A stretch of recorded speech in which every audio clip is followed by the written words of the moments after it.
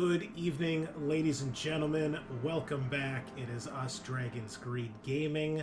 You're joining us for a very special episode of our Frontier War campaign tonight. We've been talking about it for a while. It's finally happening. This is our second of 3 special one-shots. Today we are very happy to have some of our Patreon members joining us all the way from Europe and beyond. How's it going, fellas? Welcome. Thank you. Good. Hey. Great, thank you. Thank you. Great. We'll do some introductions here in just a second. So, you guys know the drill. If you're a listener or follower, check us out over on Facebook for the latest news on the show. Check us out over on Spreaker where we host the podcast. Leave us those 5-star reviews. Help us grow the channel. And check us out and subscribe over on YouTube for video content such as this. And if you're a fan of the show, or you want to be really cool like this gang of chaps here, then consider joining the Patreon, where you can get early access to some of our episodes every week, artwork from Kyle, and now cool fun stuff like this. You get to get your character killed by me. It's pretty awesome, so it's worth it. Anyway, we'll just do a round of introductions here, and then we'll kind of set the scene for what we're going to do tonight. Well, tonight by the time you're probably listening to this. Anyway, we've got 3 of our Patreon members here. Our 4th guest, Rob, is a special guest from Gen Con Online last year, so still a paying customer in some regards. But we're happy to have all you guys here. So we'll start it off with Rob. Unfortunately, his webcam's not working tonight. That's okay. We got some of his character art there for Sergeant Grene, who he's playing tonight. So, Rob, how you doing, man? Tell us who you are, where you're from. Anything else you want to tell the listeners? What's going on? Uh-oh. We having technical difficulties again? No.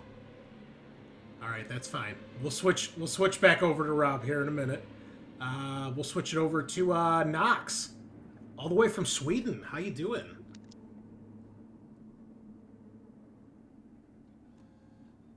Oh, are we having audio issues? Yeah, more issues here. Oh, geez, what is going on? All right, is it working now? What's going on? Now it's working again. Yeah, it just lagged out and your pictures got away. Oh, no. Okay.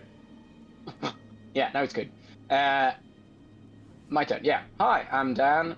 I'm Knox, Sweden.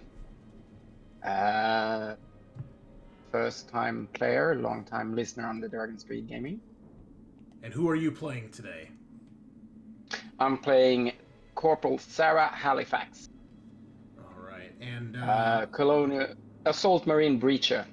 Okay. Anything else you want to tell us about your character before we dive in? We've seen Halifax a little bit in the campaign. This is the character that despises Sean's character, Private Cruz, for various reasons. So, she seems like a really badass,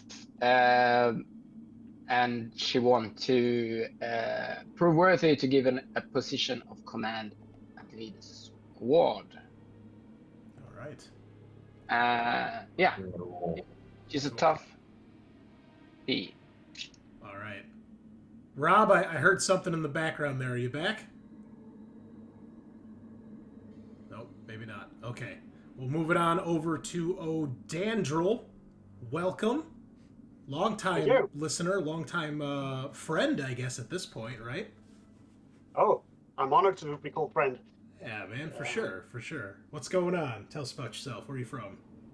I'm also from Sweden, and I've been a games master and a role player for 35 years. Run my own games online, both free and paid. So hit me up if you want to play something. Cool. Tonight I'm playing Carvalho, Pillar Carvalho, who is actually looking for his brother. So it's his second run in the Corps. Yeah, we've seen Carvalho in the campaign a couple times here. He's been working a little bit with Scar's character, O'Connell, as tech marine buddies, teaching O'Connell the ropes and also Well, he's been up to some things. So, listeners, I'll have a special message, which you've probably already heard at this point at the start of the episode. But Carvalho's actually starting the session with a point of stress because of some of the stuff he's been doing in the background. So we'll see that as the campaign goes on. But yes, he's trying to find his missing brother who was stationed on Ariarchus at the start of the Frontier War. So, well, welcome, man. We're happy to have you. Thank you so much for joining us. Really looking forward to seeing where this all ends up. Me too. All right. Next off, Duke. How's it going, man? Hi, it's great to be here. I'm really excited to play in this round. I listened now to the channel, I would say around a year, so nearly to everything. It's great and wonderful to be here. I'm playing Private Robert Kapsule, an automatic rifleman built like the Lighthouse, and straightforward-minded but proud soldier. So yeah, excited to play him. He is all doing and thinking about his niece, and he named his Smartgunner after his niece Sully. So let's see Sully in action. Awesome. We haven't had any Smartgunners yet in the campaign, so it'll be fun to see one in action finally. So if the squad fails, it's because you didn't kill stuff hard enough.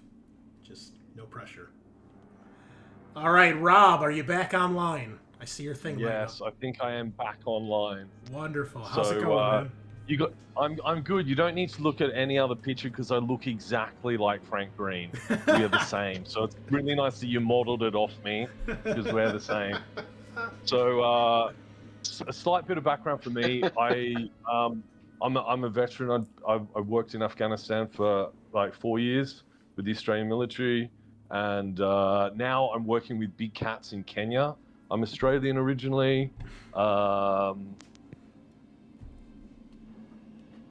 no. No. Oh, we lost him again. In the middle. Someone fix the comms. How Nope. about now? Now I'm back. Yes. I'm back. Yes. I just can't move. So this is perfect for this game. I'm not allowed to move. I don't know where you got to, but basically, I work with big cats now in Kenya, and love this system. Love playing Alien. So I won't move and ready to go. That's right. You will sit here and you will play this game and you will enjoy it. Cool. Indeed.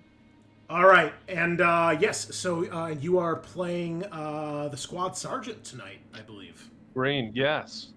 And I kind of associate with that because had a little bit of I did a year after I finished in the military in Afghanistan as a war reporter, so I can sort of get into his background a fair bit as a journalist. And, that's awesome. yeah, That's exactly what he was. Cool. All right. So told you he's me. Awesome. Well, we did actually see Grene in the last one shot that the Australian gang from Distant Grey Gaming ran, but the other three we have not seen in action yet. So no pressure, guys. No pressure at all. I'm your host, the Great Unclean One. You know me. I've been around all the time here. I'll be back again as your game mother, and we're going to see again another mission that second section is up to just after Cerberus Squad got back from their last mission, the last outpost. There's been some inter-squad drama, and currently the Tambatam has been at Mount Tithonius base to resupply and rearm. There's been some downtime. There's even been a comedian sent to entertain the troops, which you guys just got done kind of encountering that. And the ship has now departed. And that is where we're going to pick things up here. So I'm going to switch us over to our map here, just so you guys can see what's going on. So at this point, listeners, the Tambatam has left Mount Tithonius, and you guys all go back into cryo sleep, and you head out to your next mission. And it is at this point where you guys are awoken from cryo. It's a normal routine awakening. There's no alarms, there's no red alerts or anything like that, so it's clearly standard procedure. You see the squad's android, Roy. He's the command adjutant for your lieutenant, so like her right hand. And he's standing there as you guys begin to emerge from cryo. You see the entire section. All 10 Marines in your section have been awoken. And he sees you first, Sergeant Grene. He greets you, says basically good morning. And as you guys are starting to get ready and get out of cryo, he says, Sergeant, you and your squad are requested in the briefing room in 10 minutes, please. We have a vital mission upcoming. Wow, okay. All right, you grunts. All right, hold on. Your volume's a little... He moved. There we go. All right. I assume everybody begins to get ready and make their way to the briefing room? Yep. Yep. All right. Hello. Okay. So, you guys put on your fatigues, some of your basic gear, maybe grab a cup of coffee or some hydration pills to shake off the effects of cryo. As a matter of fact, let's start it off with a stamina test from everybody to see how you're handling the cryostasis and what it's doing to your body. And you only need one success on this. Otherwise, you're probably feeling a little nauseous, a little sick. Holy cow. Carvalho crushing it. All right. And I'm not always on the chat log, guys, so if you will tell the listeners how many successes you roll or if you failed, just because sometimes I'm not on that tab, so I don't always see it. So Carvalho gets 2 successes and an extra success on his stress die. A total of 3. Nice. I had 1 success All right. on 7 dice. All right. Duke and Rob, I need stamina tests from you, please. Sure, where I do find them. Yeah. So open up your character sheet and then go to your skills tab, and stamina will be one of your skills. Oh, this is good. I can't see. Oh wait a sec. I can no longer see like that. I'm sorry, what's that, Rob? You're a little quiet. Can you, okay. So, sorry. 1 success. All right. No pressure, Sergeant. Skills. So go to skills. Stamina, did you say? Yes. Oh, it did it twice. Okay, Oh. we'll take the first one. Okay, everyone has a success.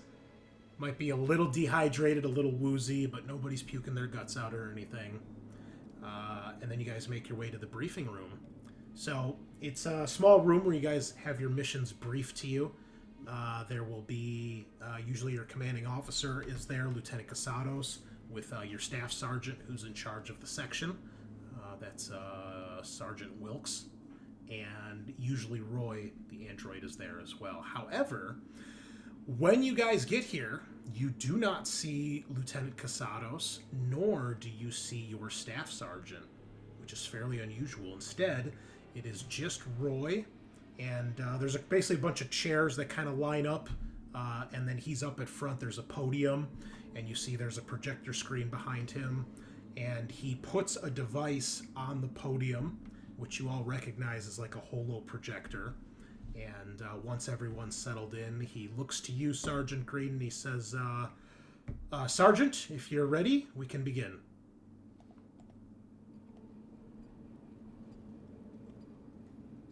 Uh-oh, are we having more audio issues here? All right.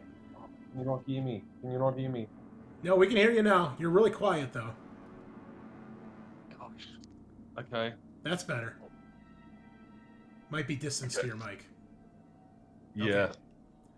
All right, so you see that Roy presses the button, and the holo tab lights up. You guys basically see a 3D projection of an individual start to come online and kind of form. And it's kind of like a Prometheus where it's all digital, so it's mostly just like line art or like a wireframe kind of. And what you see is you see a man who's clearly a Marine. He's wearing a Marine uniform, but he's got a baseball cap on, which it looks like no matter which way he turns, kind of always kind of perpetually covering his eyes. And you see he's got a big old cigar that he's smoking, very built, big chin, chiseled, and you can see on his uniform it says A.W. Spears. And you guys would all recognize A.W. would stand for Artificial Womb Soldier, which there's none in your platoon, but they are still prevalent throughout the Marine Corps. And so this guy he comes into view, and he takes a long drag on his cigar, and then he finally begins to speak and address you. He says, "All right, Chimera Squad, listen up. For those of you who don't know me, you should. My name is Colonel A.W. Spears, and the UAAC has tasked us with a mission of vital importance." He takes another long drag on his cigar, and you can see he's very deliberate when he does this. And then he continues, "A UPP Kremlin-class destroyer known as the..." And he stops, looks like he's reading something. "The Voynuen Gap?" These UPP and their fucking names. Anyway, this ship was recently damaged in a skirmish with one of our fleets. Managed to fire up its FTL drive, and it escaped while I boys were dealing with the escort vessels. Well, location of said ship has since been discovered. It's dead in the water. We're not sure if they're conducting repairs or if it's unable to fly, but this is our chance. Tambatam is the closest ship, so you get the glory of capturing this thing." And then he sits back, takes another drag on the cigar. Then he leans forward. "Your mission is simple. Secure the Zyap at all costs. Command wants this thing in one piece. Neutralize any tangos, and see if you can get the ship up and running, or if we're going to need to tow it. I cannot stress enough the importance of this mission. These orders come directly from General Vaughn herself. Do not fail us. Wheels up in 30. Roy can answer any further questions. Good luck, Marines." And I'll share a little bit of art just so you guys can see what this guy looks like before he signs off. Very, very Wow. Dr. Claw Bond villain. Got a jaw on him. He sure does. So, as this message goes on, a couple things strike you guys. Most of your characters don't have much experience with womb soldiers, but for those of you who are not familiar, AW Womb Soldiers, Artificial Womb Soldiers, it was a program that the Marine Corps, or the UA, the United Americas, had, where they were basically creating soldiers in a lab environment, artificial humans that they would then grow and train, and they would exist purely in a military environment. So basically humans bred purely for war and for combat. The program has since been discontinued, so they are not making new womb soldiers, but any womb soldiers that are currently active are still active. They tend to have a high rate of casualty because they tend to be a bit suicidal or homicidal when it comes to combat. I like to kind of equate them to a gear from Gears of War. They tend to be bigger than your average human. They're physically imposing, and they know everything about combat. Because of this, they tend to be a little unhinged, and they very rarely become officers. You've never heard of one reaching a rank as high as Colonel, which really surprises you guys when you see him. Now, some of you may have heard of him before. He is somewhat famous, but you've never actually met him. Although at the base you guys were just at, he was there in person, so you may have had a chance to catch a glimpse of him doing whatever he was doing on the base. So that strikes you as strange, that, he's an officer for starters, It also strikes you as a little peculiar that Lieutenant Casados and your staff sergeant are not here, and you're getting orders directly from this guy. But be that as it may, the holo projection dies down, and then Roy looks to you and he says, any questions? And he's looking out across all 10 of you. How would we address Roy? Just as Roy. He's a warrant officer technically, but most people just call him Roy. So Roy, is this off the books? No, it is not. This is a fully sanctioned mission, and as the Colonel has suggested, it is of highest priority and importance. Where are the ranking officers? Where are they? How come it's only you here? It seems totally out of step. Lieutenant Casados and Staff Sergeant Wilkes are still in cryo. The Colonel deemed their presence here was not necessary. Wow, okay. What to do with if we found any UPP soldiers on board? If they prove to be hostile, I would recommend that you eliminate them. This is considered a hostile environment you're going into, but typical and full rules of engagement apply. We'll leave that to your judgment. What's the usual crew size of such a ship? How many enemies we may expect? Sure. You guys would know that a Kremlin-class destroyer is about the size of your ship. You guys are on a Conestoga, the same as the Sulaku from Aliens. And I'll show you guys some artwork here, so you guys can see what a Kremlin actually looks like. So, it's 900 meters long, pretty big-ass ship. On the right here, you can see that's basically the cockpit. There's basically a part of the ship that can separate from the main ship. And then most of this back half is just the engine. And then this center part that's red, that's the actual ship itself. And it kind of spins as it goes through space. And he says, a typical crew on a Kremlin-class destroyer is 18 crew.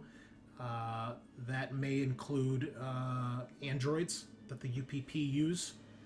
This is a military vessel, so we do expect a contingent of troops on board. Whether or not they are still in cryo or what the status of them is yet to be determined. We are detecting life signs from the ship, but the ship appears to be without most power, most likely running on backup auxiliary power. The ship does appear to have suffered damage to certain parts due to its engagement with our fleet recently.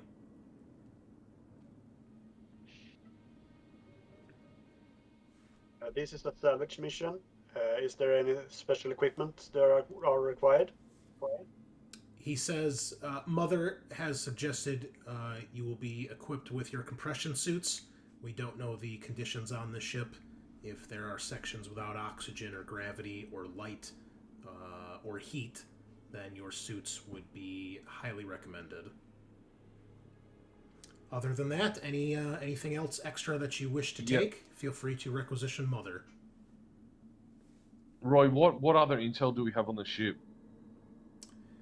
The intel is scant. All that I've really been able to, or that I've been told, is that the command wants this ship captured intact. For what reason, I have not been made privy. So just the ship needs to be intact. There's nothing specific like data banks or people. There's no other specificity on that, just the ship. No, not in that regards, but I would suggest if you can procure prisoners. Prisoners are always, especially if they're crew, they might know more about the ship than we do. Obviously, damage to the ship is a priority, so avoid damaging it further if possible. Your mission is to basically get on board, secure the ship, and determine if you can get it up and running. If you can, do so. If not, then we will have to tow it. but Command wants it in one piece. Roger that. Any other Do you questions? have any known access points? Yes, you'll be provided with schematics of the ship, which he will actually start to send to your guys. Well, I guess only the sergeant has a PDAT device, but you guys can kind of review this as you're getting ready. There's not like a super rush. Your ship is on the way to this ship right now. We'll actually put that on the map here. So here is where... They're about 2 parsecs away from where Mount Tithonus is at this point. You guys are going to be there. But you guys probably have about 30 to 60 minutes before you're actually in range to send your dropship over. So... Are you with us, Roy? No, I will be remaining on the Tambatam. And you guys know And Roy never goes on missions. He is strictly like a... he's not a combat droid. He's a support droid. Okay. Do we have any other artificials with us? Do we know of? The only other artificial is part of first section, which is with the PCs. Their dropship co-pilot crew chief is an android, but he's part of the other section. So he's, as far as you can tell, he's probably still in cryo with the rest of the squad or the platoon. Okay. Nice. So they begin to give you access to... I'm going to add this to your guys' at the top here. You guys should see new maps begin to appear, which are the various decks of the ship. It'll say Kremlin, decks A through E. At the top of the screen, you guys can click on any of those to move to them. And there we go. Just give me a second. Now, Roy does stress as he's showing you these schematics.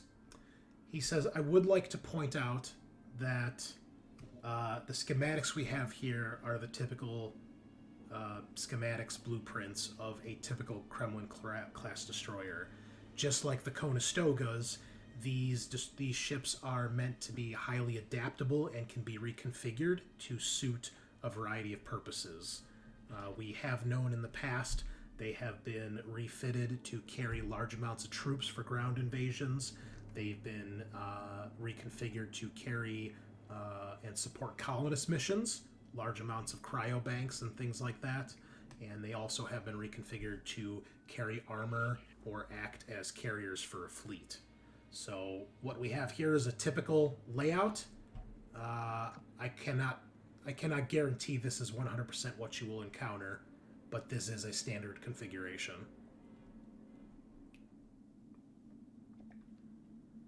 Just out of interest, how long do we have an idea how long they're to come out of cryo for these guys? Do their systems work exactly the same as ours, or? Yeah, most of that is similar. You guys don't know of any big major differences. So I guess what I'm asking is, how long does it actually take? What, for their crew to come out of cryo? Yeah, so if someone was to activate them, how long would it take for them to come out? So they've got about 10 to 30 minutes, depending on the person. Right.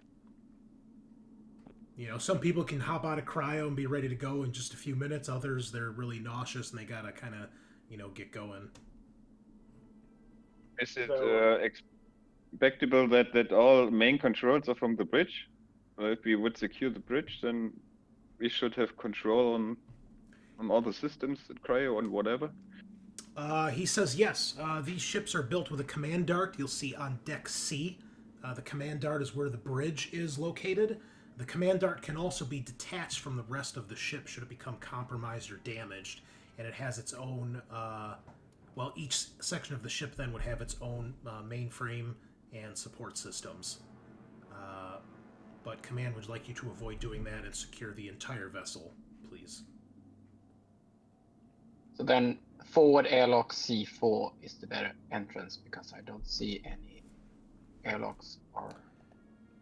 He says we are detecting damage on the dorsal sections of the ship, which is the top of the ship. Deck A, seems to have suffered the most damage, and the damage gets less progressive the further lower you get on the ship, due to the conflict it had with our fleet. So on 1 and 3 airlocks we should avoid, we should take 2 or 4. They'll probably take actual inspection to determine whether or not they're feasible, but external scans show heavy damage on the dorsal side, especially on Deck A. One of the fuel tanks does appear to be leaking. And he would point out it's this one on the port side of the ship. Also, if you guys need to do a ping, just hold down your left mouse button. You can ping on the map.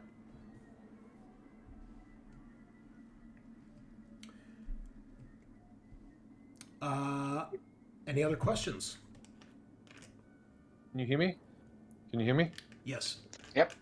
With the cryo setup, is it possible to take someone out of cryo manually? Yes. It is. Okay, so I probably think that we need to also make a contingency for that, because that's probably the first thing they're going to do if there is anyone on board. Yeah, you guys would know that in theory, ships are supposed to have backup power for all the cryopods. Of course, that's not always how it happens, because companies are cheap and want to save money, and they care more about the ship than the people on the ship. But you can either open cryo through commands through a computer terminal, or through physically going to the pod and typing in codes to start the wake up process.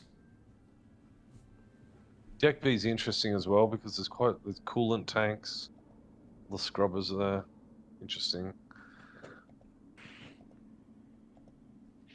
So the edged. So at the first Okay, sign of trouble, they can start flooding the ship with all kinds of military personnel. So Yeah. the thing that we should do, what I think we should do, is when we go in, we leave the airlock open. Which means that we are walking into the ship and they need to get the air into the compartments that we are before they can attack us. That will give us more time to get to the bridge, because it feels like the bridge should be our main goal. Yeah. Well, why don't you guys take a few minutes to discuss your plan of attack here? I'm going to use the bathroom really quick. Keep talking. I can hear you guys on my headphones. And yeah, Let's just hopefully we can't hear you. No, you won't. Hopefully we can hear you. No, I'm joking. Just joking.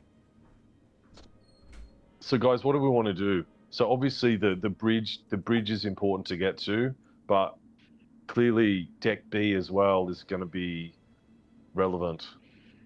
That's what I said too. Maybe we should dock on Deck B, start there, and then go down. I kind of like that plan, actually. So where do we go down from Deck B to Deck C? Where is the access point? Yeah, let's look. Probably there are the junctions with the ladders. Yeah, there is the ladder and the elevator. Yes, there are several. Yeah, junction C. Yeah, there's a few junctions. Yeah, so main junction C, then it's close to auxiliary bridge and Ivan as well. What sort of perimeter? Like, obviously, there's dormitories there. If we're going to run into people, there's not like, what do we want to do with the? How do we secure? We're supposed to be when we come in through C, we're going to have to secure the dormitories on the way through, just to make sure there's nobody around. Well.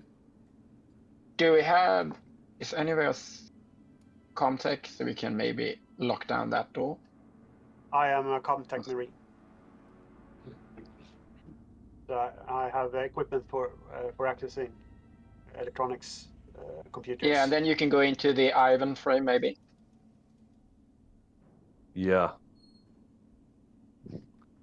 Yeah, that's a good point. But because if we lock down, if we're on Deck C, then if we lock down, then we don't get anybody from the dormitories workshop. engineering. Do we want? What do we want to do with Deck B on the way through? Like, do we want to plant charges? Do we want to what? How do we want to secure B and just see it before we get to C?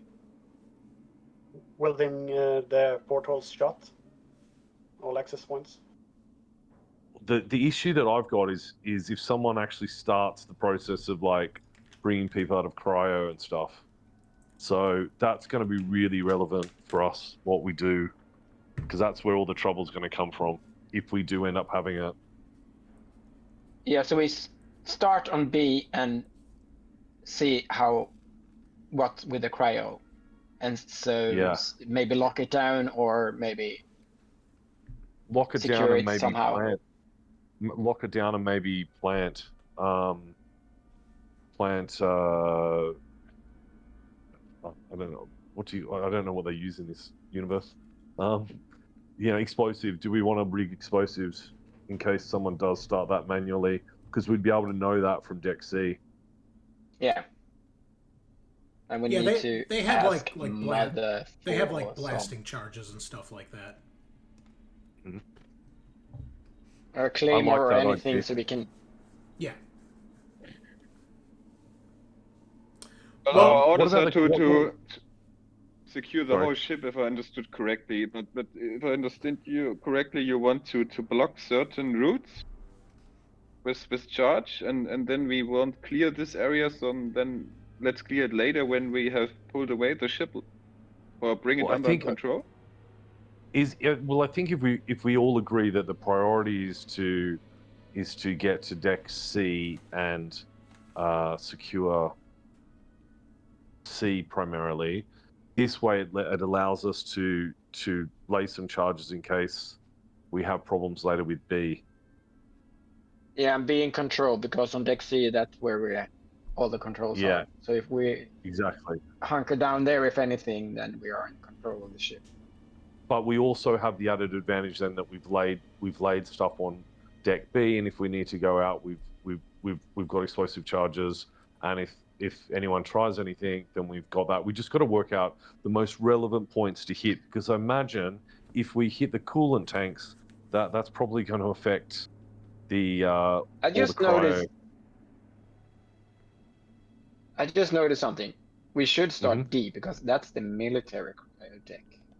The B is just the colony cryo deck, and we're more.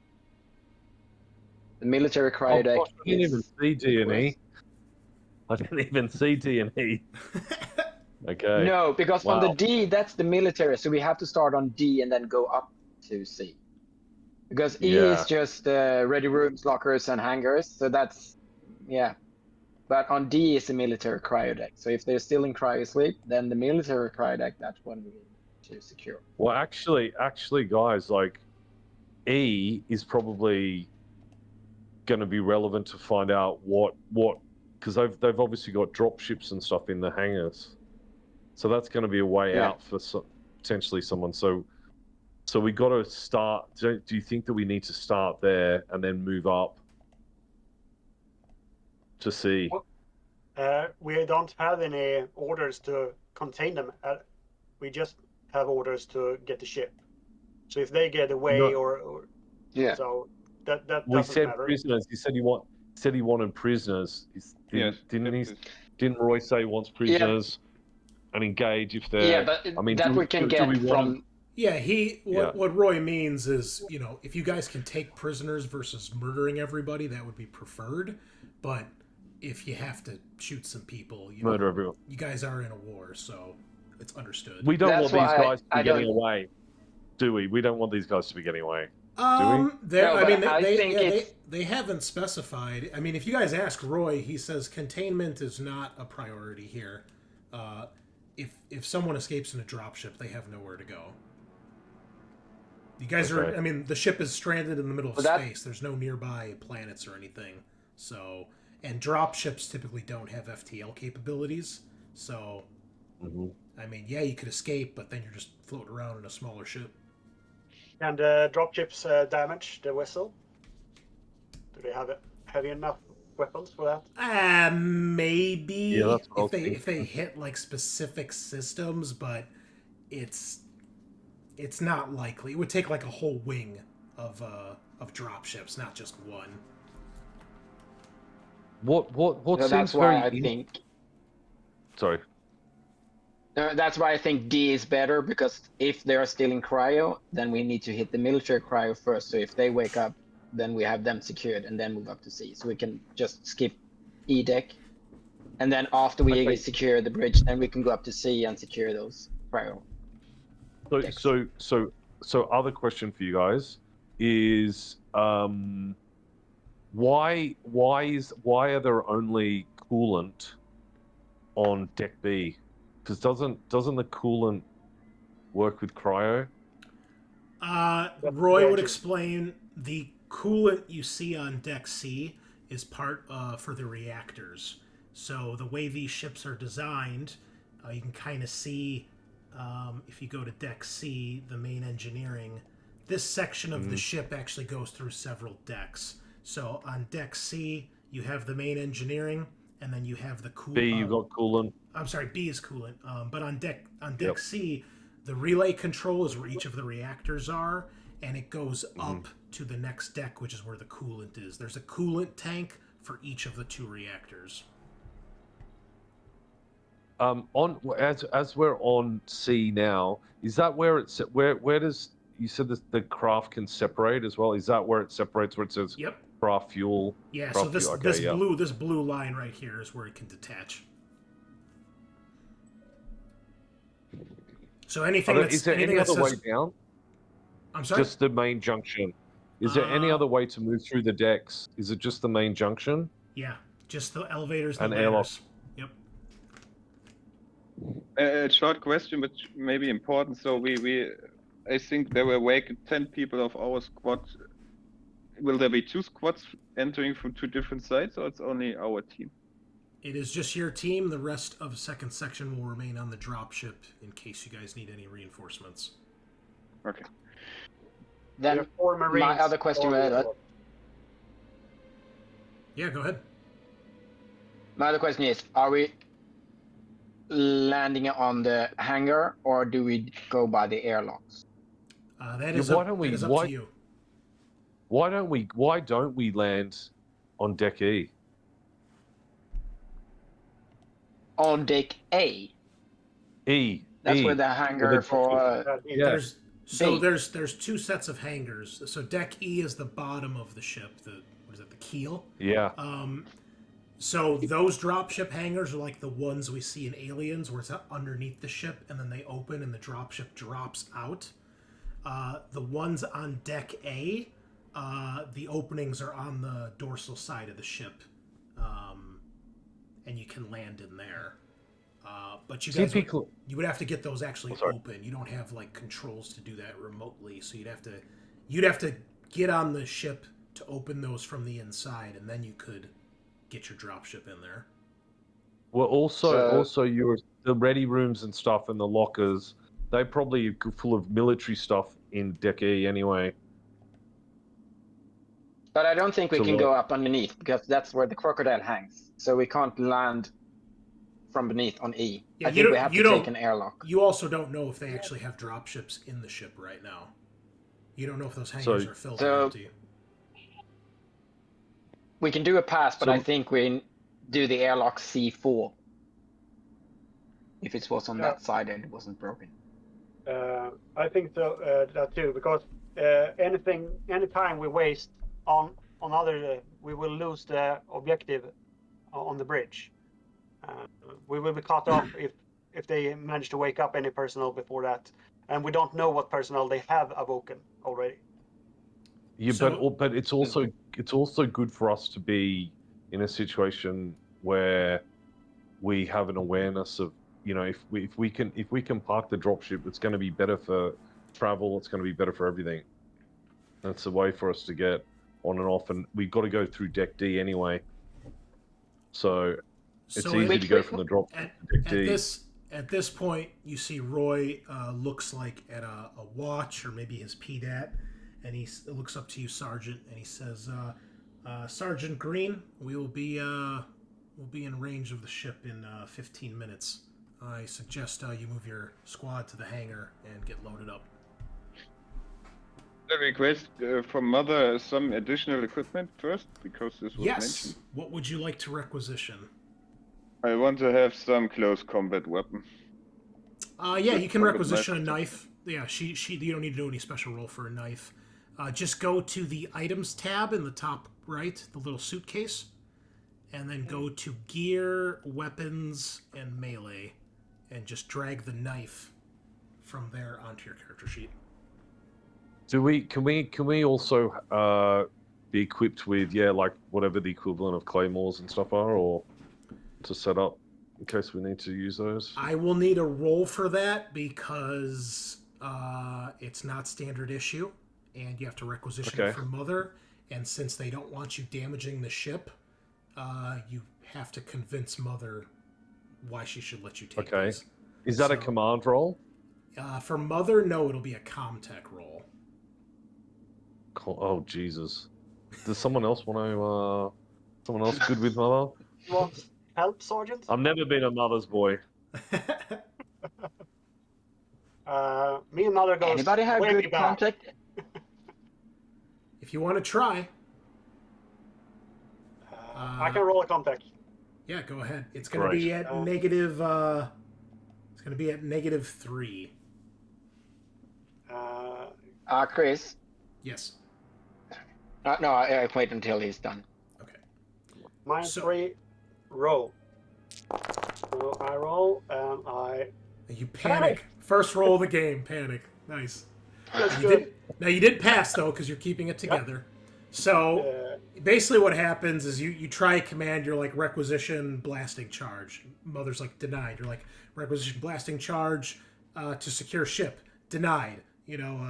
Doesn't want external damage, and you have to keep trying different commands until you say something in such a way that Mother's like accepted or granted. She'll give you D3 blasting charges, so I'll roll here for you. All right, so you're going to get, I rolled a D6, so that's going to be just one blasting charge is all she gives you. Yeah. So I give that to the sergeant. All right, yeah, you can just drag that on your character sheet. My question is... Mm-hmm. Who first? Sorry, you said that we should do the pressure suit? Sorry. Yeah. I will now be quiet and then after you. Sorry. The pressure suit, I can't drag it up because I'm encumbrance. What I need to... Well, this it's up to you what you want to put away or if you want to go on the ship encumbered. I will not make that decision for you. That's your decision. I should remove the armor. The armor's probably the best thing unless you plan on getting out of your suit and running around in just your armor. I will request cutting torch from Mother. Yeah, cutting torch you can have, no problem. A question on cutting torch. Can you also use it to weld something? Weld, that's what I was thinking. Yes. Yeah, in Foundry it has a profile as a tool and as a weapon because you can use it as both. So if you use it for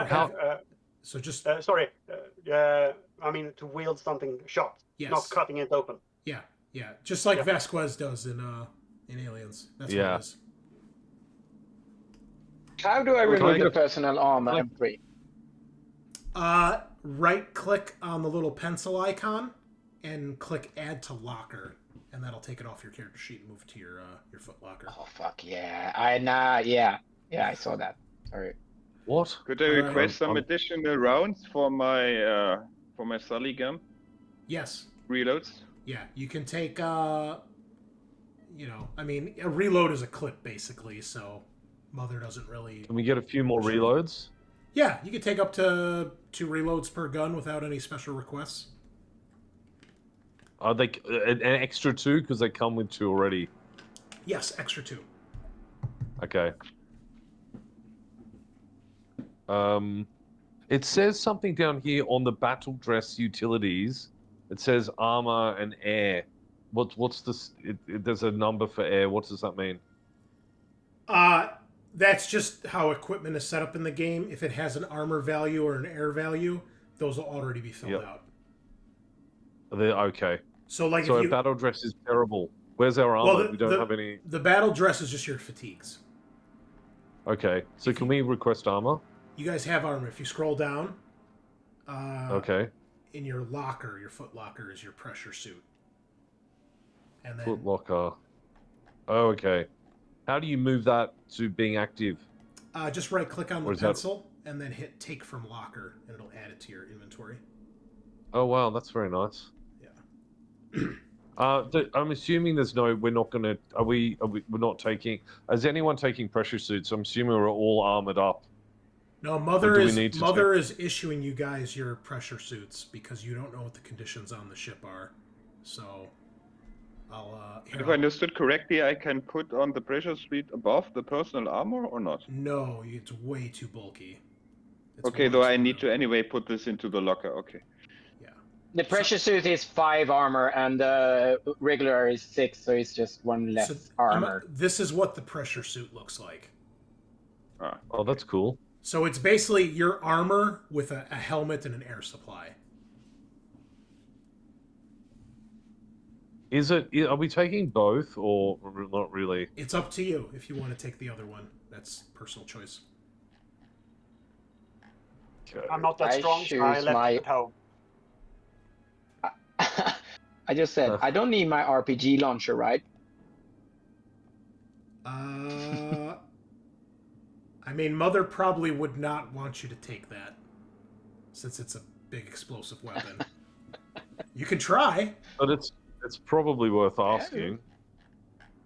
No, I got it in my inventory already. Well, so it's there, but I don't think I will need to use it. That's why I'm thinking about having take that away and still have. I mean, you both guys the all arms. know that explosions and even basic firearms on a starship is always risky, because if you're near an exterior hull or bulkhead and there's a stray shot, you could end up with explosive decompression, and that risk probably gets worse on a ship that's already damaged. So I think I'm putting that what's away and taking my relevant armor and. okay. I think what's relevant for everybody is that we have enough of those welding devices. How many can we take? I mean, Mother will let you guys each take a cutting torch if you want. That's standard enough. Okay. So how do Then we we'll add them each to our? take a cutting torch. Yeah. just- How do we add that to our? Just go into the gear folder and just drag it onto your character sheet.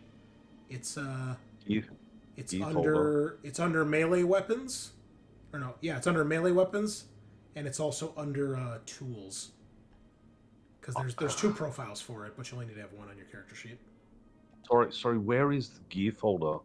The items tab, the little suitcase icon in the top right.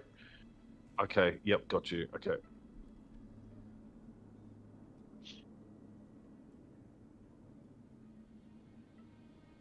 Are there any? Oh yeah, I probably need to. Are there any other, like? I'm not a medic, but I mean, I am in this. Are there any medical supplies and stuff that might be relevant?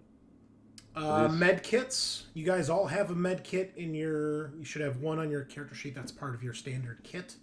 Personal med kit. That gives you a bonus when you try medical aid, and also Naprolieve is the drug that lets you reduce your stress to 0. You actually should have 5 of those there, Rob. I think the last character that used this guy didn't resupply it, so there you go. Surgical kit. Yep. Is that worth having? That's I for think critical I've got one. injuries. That's part of being the medic. That's one of your unique items, so to speak. Okay. Pharmaceuticals. What are I've got what okay, it doesn't really matter.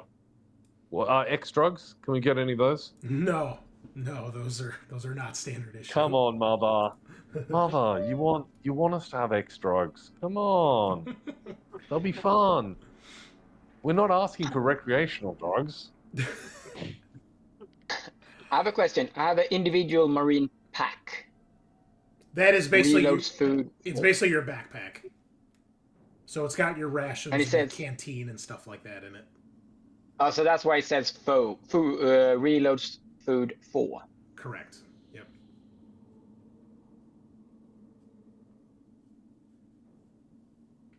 Oh wow! So my encumbrance just went to a not a good level.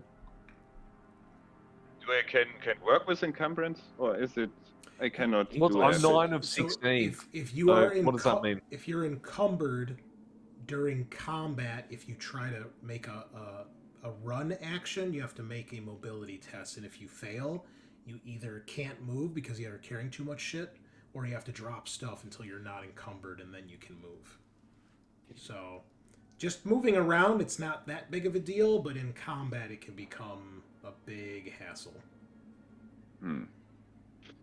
Okay, so let's try and be unencumbered, guys. Yeah. All right. Any other requests for gear? Motion trackers. I think. Does anyone have any of the motion trackers? Nope. You could take one. Yeah, that's standard. Mother will let you take one of those. Which one's better? The 16 Maybe I should or the take, because 14? I have very bad on the with the cutting torch. I think one of them has more power than the other, but the other one's way more bulky, I think is the difference. One I goes have on the gun, zero and in one heavy goes machinery, in so the hand. Sorry? They don't weigh anything anyway, so just oh, what did I do? Yeah. Everyone like take motion trackers. We might need them, and we're gonna need flashlights too, guys. You guys have lights on your armor. The shoulder light, that's part of the armor. It's part of the spacesuit too, so it's on either one. High beam shoulder lamp. Yep. I like that. All of your suits, your pressure suits and your armor, they have comms, so you can speak to each other and to the dropship. You can do individual channels, private channels.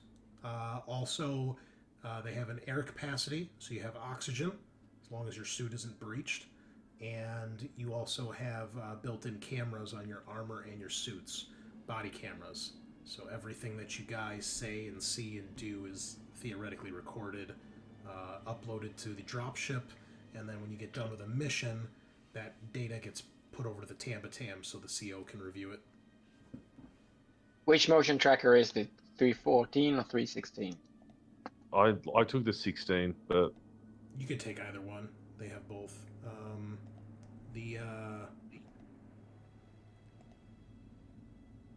Yep. The 316 is the bigger one. It's more bulky. what about a Mork's grasping claw? No. Is that something? You guys No. wouldn't even know what that is. You've never heard of that item. Okay. So no, I was just looking for the knife thing, or a stun baton. What's a stun baton? It's just a stun rod. Maybe that's good in case we want to sort of what do you call it? Reprimand people. I think Halifax has a stun baton because she's an assault marine. She has stun rounds as I well. got a stun baton. Yeah.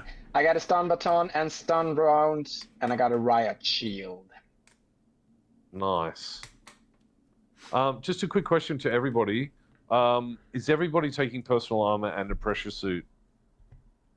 Nope, I rearranged it so I do that.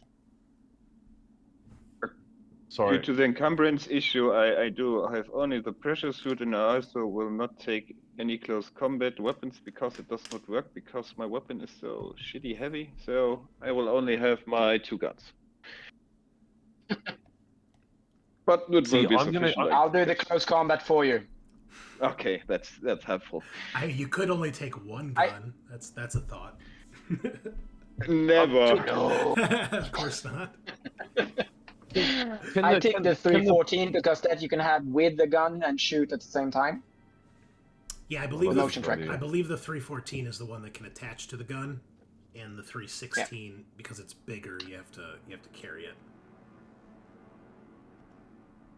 So were we allowed a claymore? Is that what we were allowed? It is called the Armat Type 4 Assault Breaching Charge. Okay. Who's got some encumbrance space? Because I really don't. For that. Does anyone have any Oh, space? I'm encumbered. What was that? Yeah. Sorry. Was that I'm fucking? still Then I take away the going cutting live. torch. Sorry. All right. Well, for sake of time, guys, we can't sit here and discuss items all day. So, Yeah. Okay. Yeah. Sorry. Yeah. No problem. just sort out your inventory as we move on here, and you guys start loading up into the shuttle. So you're in a Cheyenne dropship, just like in Aliens. Your pilot is a one. What is her rank? Lieutenant Karen Eckhart. She's your crew. She's your pilot here, and then her crew chief is Sergeant Samuel Petrovich. We haven't really seen much of them in the campaign. And your dropship is named Friday the 13th. And you guys load up and get ready to depart. Last question on: are we allowed the electroshock grenades? Because they're not going to damage the ship. Yes, absolutely. Okay. Great. I'm doing So close it's combat nobody- and a bit range, so I don't take any. I didn't take any claymore things Okay. because I'm fully loaded. All right. So you guys load up in your dropship, and you drop out of the bottom of the Tambatam, and you guys begin making your way towards this UPP ship, which you can see is there, dead in space. And you begin to approach, and Eckert up in the cockpit. She chimes in over the comms. You guys are all in the back hangar bay, and you hear her come over the comms. All right, Sarge, where are we headed? We're headed. Did we decide we're heading for Deck E first? Is that what we decided, guys? If we can land on the bottom. Yeah, let's do a pass on E. If we can land on the bottom, that's where we're going for. Otherwise, we're heading for Deck C. Okay. Airlock on Deck C. So Let's do a pass first. she takes you guys underneath the keel side of the ship, Deck E, and as you guys, slowly kind of drift past, she positions the dropship in such a way so that the lights on the ship let you guys kind of see, and you can probably see like over a camera, or maybe one of you gets up in the cockpit to kind of look over their shoulders, and you look out the actual front window. You do see, so there's a total of 4 hangars on the keel side of the ship with hangar doors that open up. All 4 of them are currently closed. They do not look damaged in any way. Is there any remote way of opening any of those or not? What's the situation there? If you were UPP, No, they probably, said. But since you're UA, no, you don't have remote access to the Okay, ship. Deck C it is. All right. Deck D.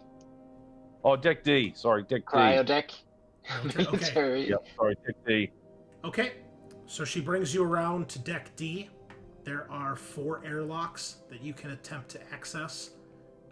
If you have her do a pass, you don't really see any damage anywhere to this part of the ship. Everything looks as you would expect it.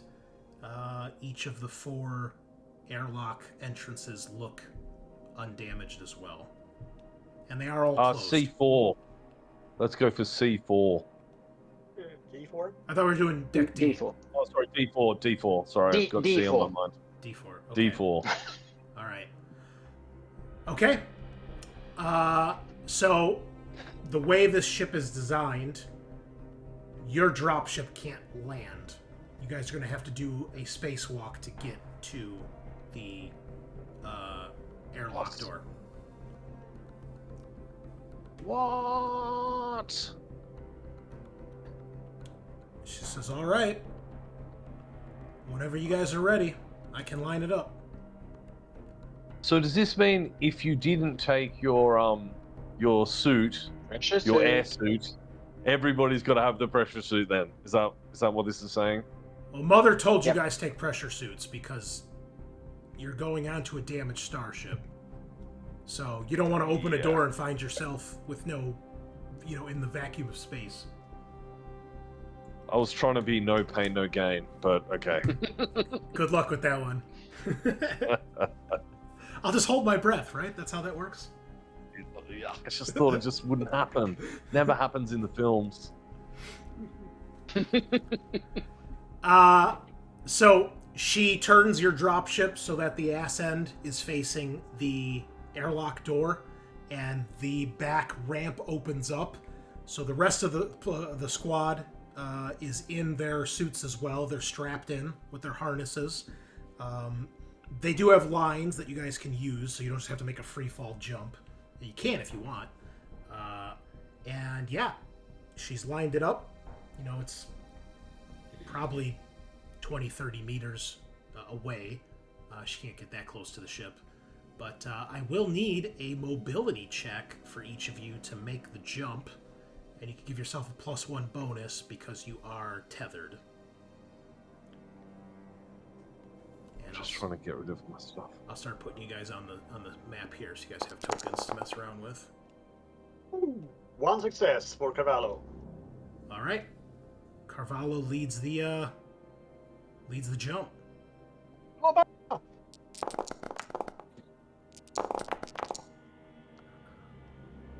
Oh, 1 success. Sorry, what do we jump at? Mobility. Mobility. How do you add? You said we get a bonus. How do you add that? So whenever you need to add or deduct dice, right-click on the name of the skill first, and a little box will pop up, and you can put in the modifiers. So if it's a bonus, just add 1. If it's a negative, you have to put minus, and then whatever the number is. So the base modifier. Okay. Correct. Sweet. Yep. All right. What does that mean? That is no. However, you do have a talent that might help here, Grene. If you want to check your talents. Talents. I believe. Is that on skills? Yes. Oh, talents. 0G training. Yeah. I believe it gives Since you first of all, up to +2 to mobility. Okay. So do I need to re-roll that? You can just roll 2d6 at the bottom underneath the chat log. Just click on the d6 twice, and then you can roll those separately. The chat log. The is that first the first icon. So do I press 2? So where it says 6. Yeah, just left click on it twice, and you'll see it'll start to add it to the chat log, and then you can hit enter to roll those dice.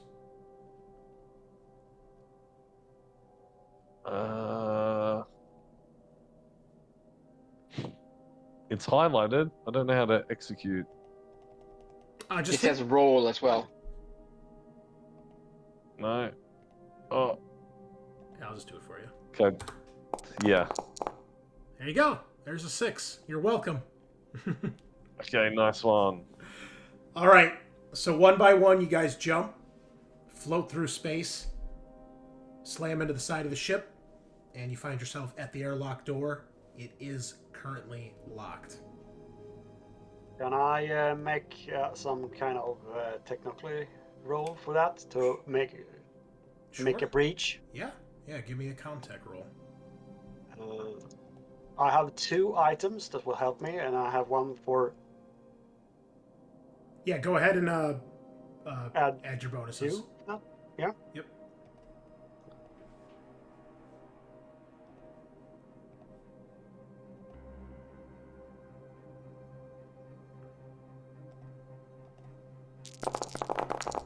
Oh, there's a lot of dice there. Holy cow! All right.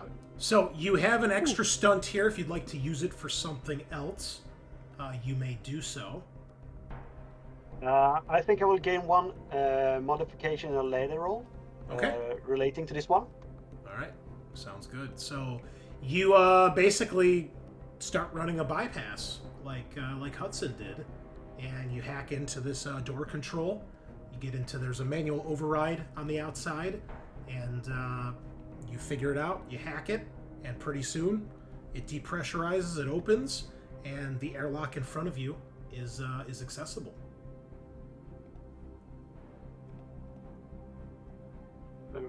Just move in then. Yeah, you guys can feel free to move in. I'm going to reset your tokens here because these names are taking up a ton of space. So I'm going to put it where you can just hover over the token. There we go. Especially Boomhauser. His name takes up like half the screen. All right. So you get in. The inside door you have to hack as well. So give me a Comtech roll for that. Yeah. And you're able to hack it in such a way that you can open and close it now. It's not like permanently broken or anything like that. So I have 3 extra this time. Yes. Because of the extra for the first.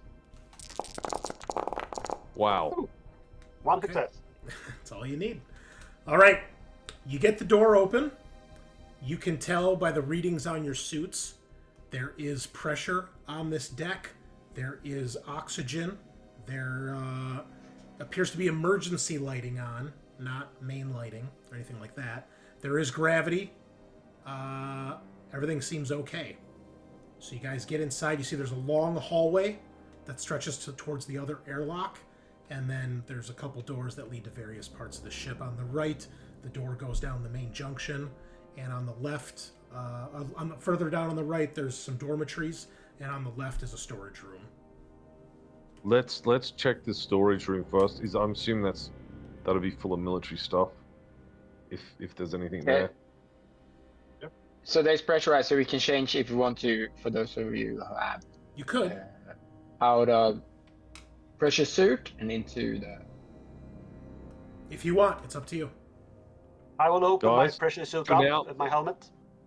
Yeah, for now it's probably a good idea if we stay with the pressure suits. I'm sorry. What did you say, Odandrol? It's probably.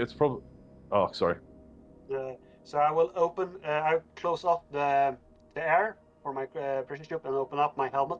Okay. So I will breathe the oxygen in the ship.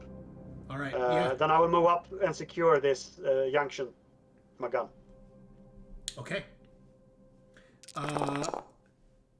Are you guys attempting to be stealthy here, or just moving with purpose? Are you rushing through like a SWAT team? What's the approach here?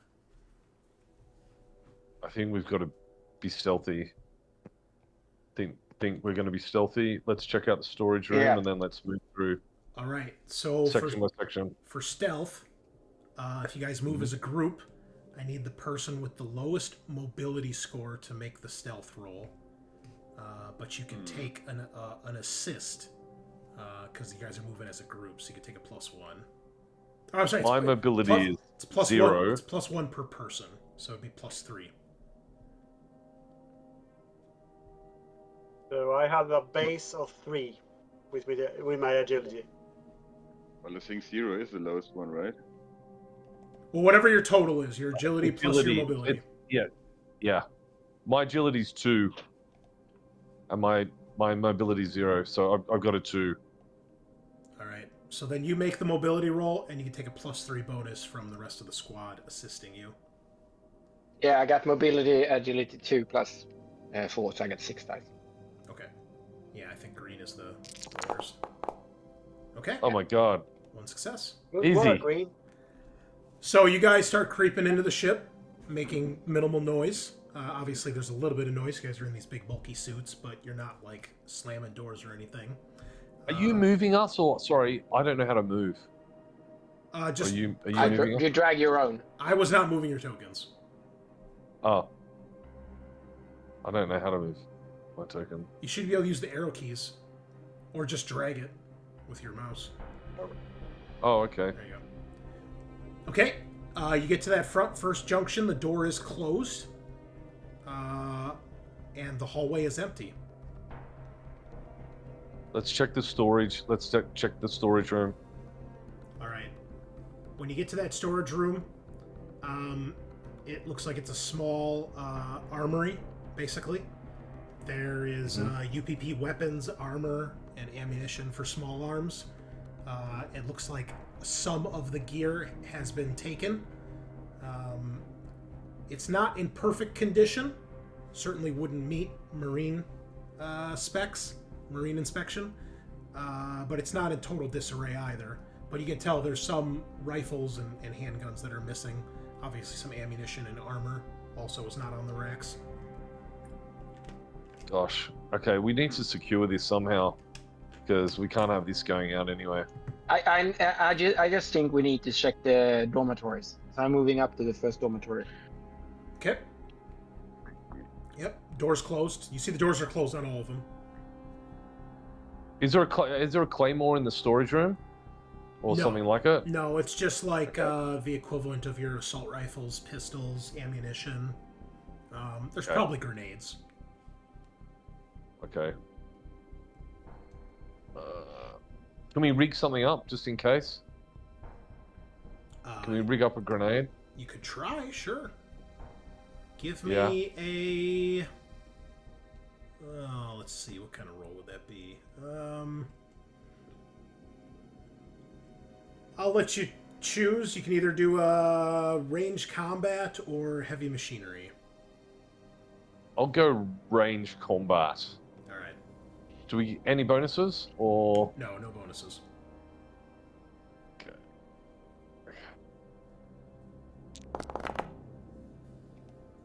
Ugh.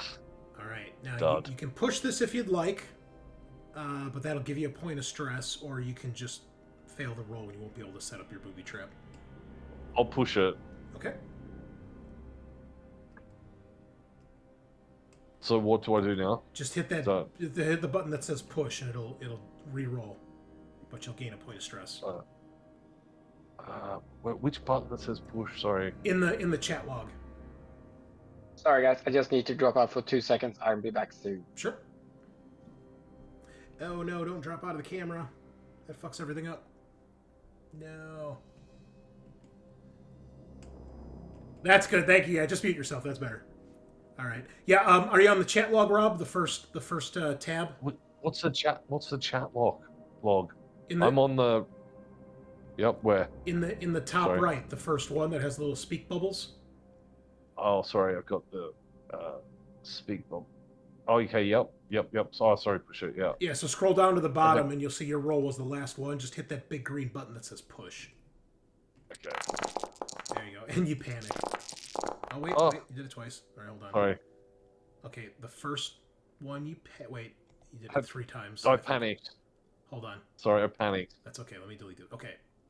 Hold on, because it gave you extra stress. She'll have 1 stress. Okay, so you panicked.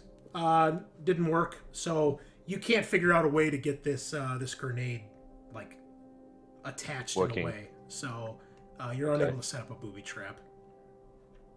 Okay. But you guys make your way down the path to the next room, the first of the dormitories. You open it up, and you see, like, kind of relaxing in the bed is a man who, when you guys open the door, he, like, looks startled. He kind of sits up. You see for a second he looks at his, like, his gun that's, like, next to the bed, but he thinks twice about going for it.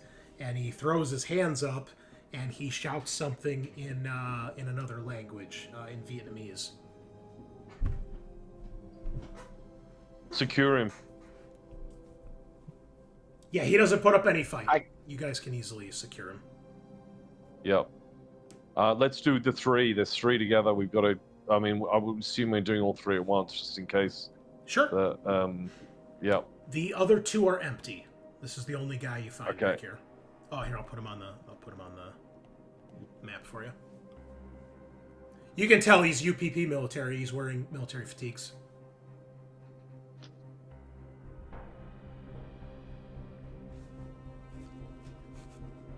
What do you do next? I can go and check the next dormitory. You guys check all 3 of them. No, there's nothing. That's the only one. Oh, sorry, I missed it. Mm-hmm. Yeah, sorry. Then Carvalho will open the door at the junction. Sorry, what about the junction? I will open the door in the junction and look down the corridor. All right. You open the door. You see there are 2 UPP soldiers. I'll see if they notice you or not, because you guys had your test from earlier here. Let's see. Okay. So you open the door. They don't notice you. You can see they are armed. They're holding their weapons, and it looks like they are watching or guarding this ladder well that goes to the other decks.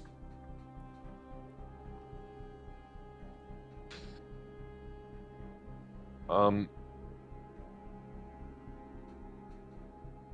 assume you guys... Then I will stand to the side and clear the hallway and give the sign 2 to my companions. Okay. And we'll assume the door probably closes, or you guys are on like opposite sides of the doorway. So... Yeah. What are we going to do with this UPA soldier that's asleep? Was asleep, the Vietnamese. Can we get any intel out of him? None of you speak Vietnamese, so no. Find him, fix him somewhere there that he cannot do anything. Then we have at least a captive somehow. Yeah. Yeah, we can assume you guys probably have like zip ties, you know, to secure him. Yeah. So you can just zip tie him and leave him in his room or something, or we'll assume he's secured. You know, you take his weapons away, put the weapons somewhere else. What we want to do with the other 2 UPP soldiers, Sarge? Should I take them out loudly?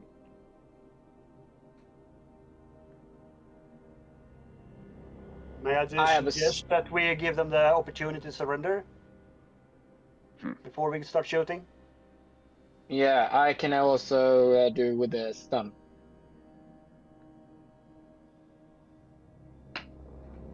You guys are so different from the regular group. They just go in guns blazing everywhere. They don't even plan anything, and then they wonder why it all goes to shit. So, Sergeant, you're in command. What do you mean there's a locked door? How do I get past this? Rob, you still there? Well, okay. We've got Europeans in the group, so let's try and do the right thing. I take no offense to that, because that is 100% true and accurate. Okay, well, unlike the crazy Americans with their cowboy hats and shotguns, you guys basically try to get these guys to surrender? Yeah, we fill the corridor with guns and presents. Okay. And we shout at them to get down on the ground and drop their weapons. Okay, so... I move forward. Go ahead. Sorry. No, go ahead. I move forward with my riot shield and the pistol. Okay. So there's enough room in the hallway for you guys to move 2 by 2. You can be side by side. But they obviously hear you. They see you guys. They look completely shocked and surprised. They do turn to face you, and they're shouting back. But we'll see if either of them actually speak English. Sarge, Pickett, high or low? Hi. Okay, one of them speaks some English, and it's broken. You can tell he's probably, it sounds like he's German, and you can hear he's shouting. The other guy's shouting back at you in Russian. You can't understand what he's saying. He looks a little panicked. They're pointing their guns at you, but he's like, you could tell with his body language, he's like trying to get him to not do anything stupid, and he's pointing at the ladder well. And you think he says the word danger in between his German as he's speaking. And, but they don't open fire. They're not attacking. But they don't really put their guns down either. They look scared and nervous.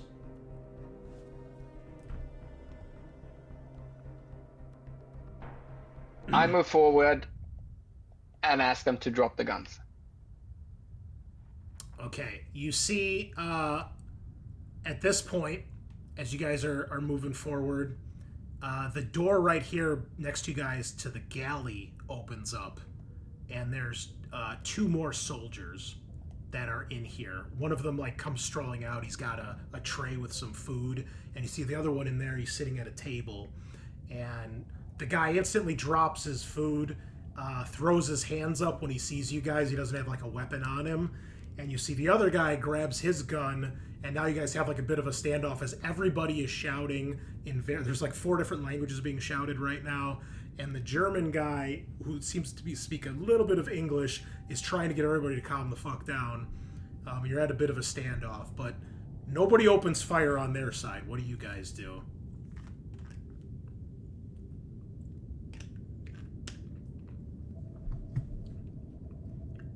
I will move out into the galley, pointing my gun at the soldier with a gun. Mm-hmm. Approach him, and I will point to the floor and point to his gun. He looks tepidly for a moment, and then you see very slowly he puts his gun down on the table, and then like he backs away with his hands up, and he's like nodding to you. And you see eventually the other guys seem to get this. The guy who speaks German doesn't put his gun down, like he doesn't drop it, but he does like lower it, and the other guy does the same. But you can still tell they seem worried about the ladder, and they're kind of facing it. You know, they're pointing their guns in that direction. They're not dropping their weapons, but they seem to kind of get the hint here. And do any of us speak German? I don't know. Let's. Good question. You know what? I'll say, since we actually have a German player here, we will say that Kapsule actually knows a little bit of German. So, yeah, we'll say you can have like a broken conversation with this, enough to get the point across. So, what do you say to him? You've got to say it in German as well. And then I will. Aber ich weiß nicht, ob das so viel hilft. That's a good point. He should ask him. Let us discuss, but put your gun down. No offense, but this is important. He seems to get what you're saying, and he keeps saying, he's basically saying enemy, and he's pointing to the ladder well, and he says something to the other guy in German, which you can tell he's telling him like get the sergeant, and the other guy goes down the hall this way, obviously to go get the sergeant, and basically he's like let me get my commander here. So I will translate to my sergeant and ask him what we want to do. We should give some orders. So just one quick question: are the 2 guys secured in the galley with zip ties? If you want to, Carvalho sure. is in the galley. Sure. Yeah, Sorry? Then we can do this. Yeah, they can be secured. That's fine. Okay, so they're secured. Okay, well, we can let him live and let them get the sergeant, because my instinct was to shoot him, but let's not do that. Let's just let him get their guy. Yeah, so he's gone for, maybe. I go with. You go with him? Sure. Yeah. Oh, okay. Yeah, if you want, he'll let you pass. So, I think we leave everybody in the galley. Like, let's put everybody in the galley. We can, and it's much easier to guard. Get the weapons. Yeah, we can move this guy over here too. There's plenty. Obviously the map is not to scale. Yeah. So, okay. So he does go down to this guard room, and eventually see he comes back around the corner, and you see he does have an older looking guy with him. This guy looks like he's probably in like his late 40s, early 50s. He is armed in the fact that he is wearing his armor. You can tell by his insignia that he's obviously a higher rank than the rest of these guys here. He's just got a sidearm on his belt. He's got a handgun. And where is his artwork to share with you guys? What's his rank? You guys aren't sure because the UPP uses a different ranking system than you guys. But as soon as I find his artwork. So older man, graying hair. He's got a bit of a mustache. Otherwise, fairly mundane. And he introduces himself as Sergeant Major. What is his name? Artyom Vasily. Sorry, Artyom Vasily. Yeah, here, I'll put it in chat for you guys.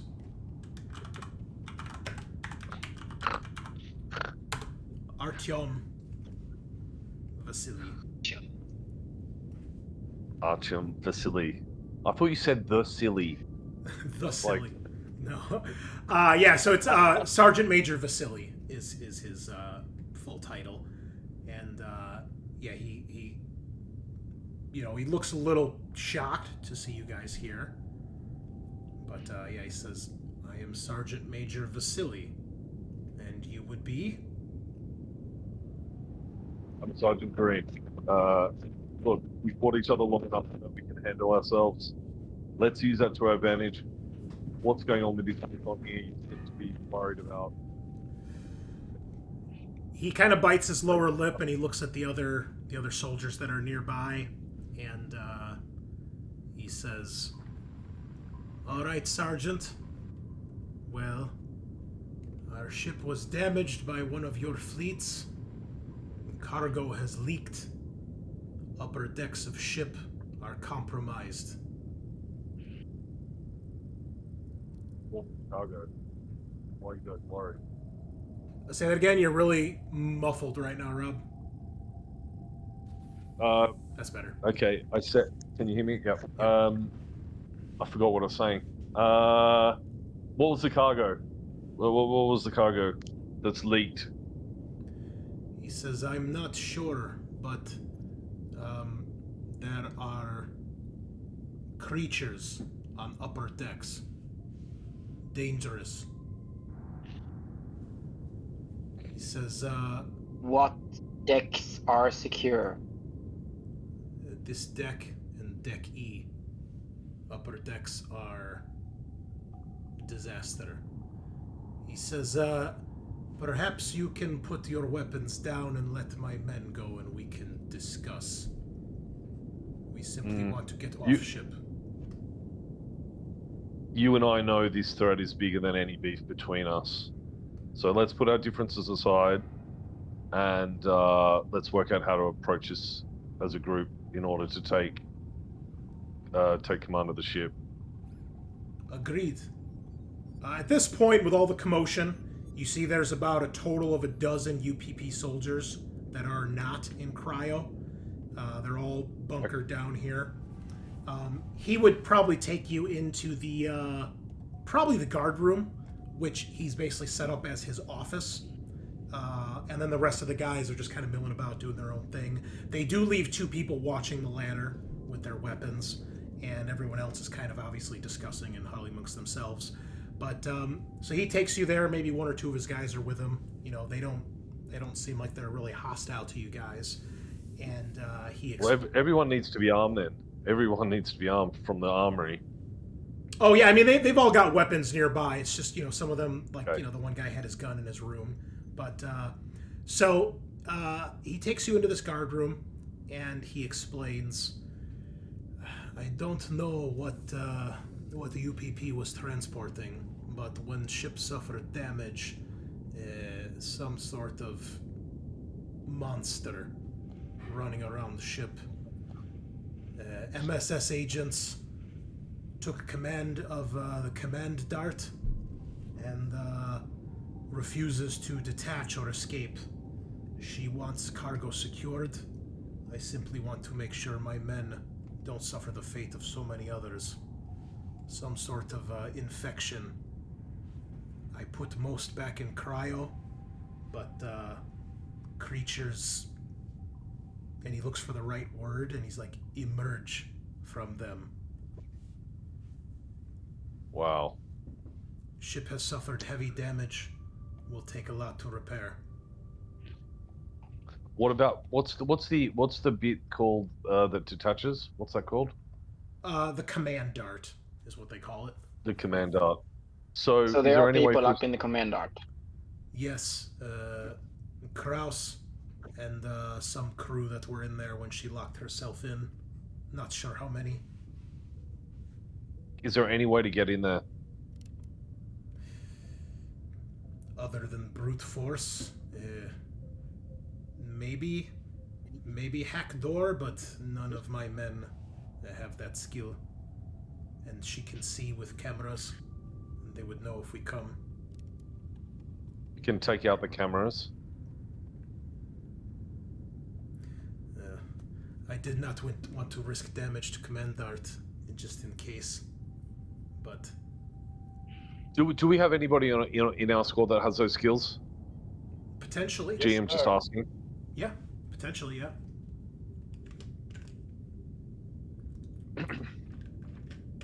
So maybe we do a ruse.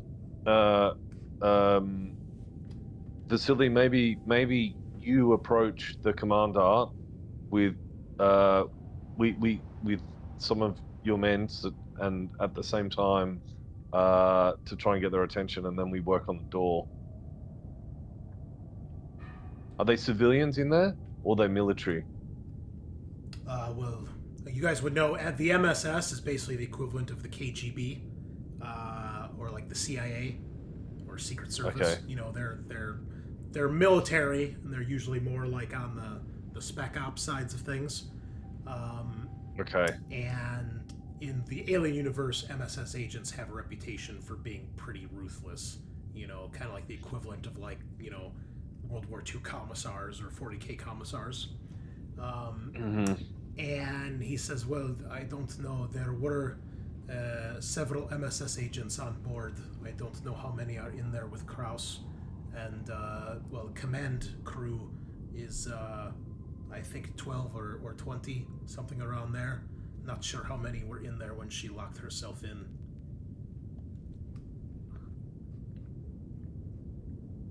She ordered us to try to repair ship and secure upper decks, but I've seen enough people die. I didn't want to risk more. And she's not letting anyone in. She hasn't let anybody in since this whole thing's happened. No. Or, for our Russian fans, niet. Niet. Okay. Well, what does everyone think? I think it's pretty clear we're going to need to try and get this door open. We don't have any other leverage. No. We need some, as I said, a ruse to try get our people and open that door and get in. Yeah. Do we need to rig something in the rest? Cameras be available from outside, or is it just accessible from inside the command station? Let me guess, it's going to be up one of those stairwells. You might be able to... Well, you'd be able to access everything from, potentially, from the Ivan mainframe, which is on Deck C. So, there's an auxiliary mainframe, which typically only kicks in if the command dart is detached, because then the auxiliary bridge and the auxiliary mainframe become the primary bridge and mainframe for the half of the ship that's been left behind. You might be able to hack through that to get access to the cameras. So would she have seen us already on Deck D or not? She may have if they're paying attention, but the main camera he's talking about is on Deck C.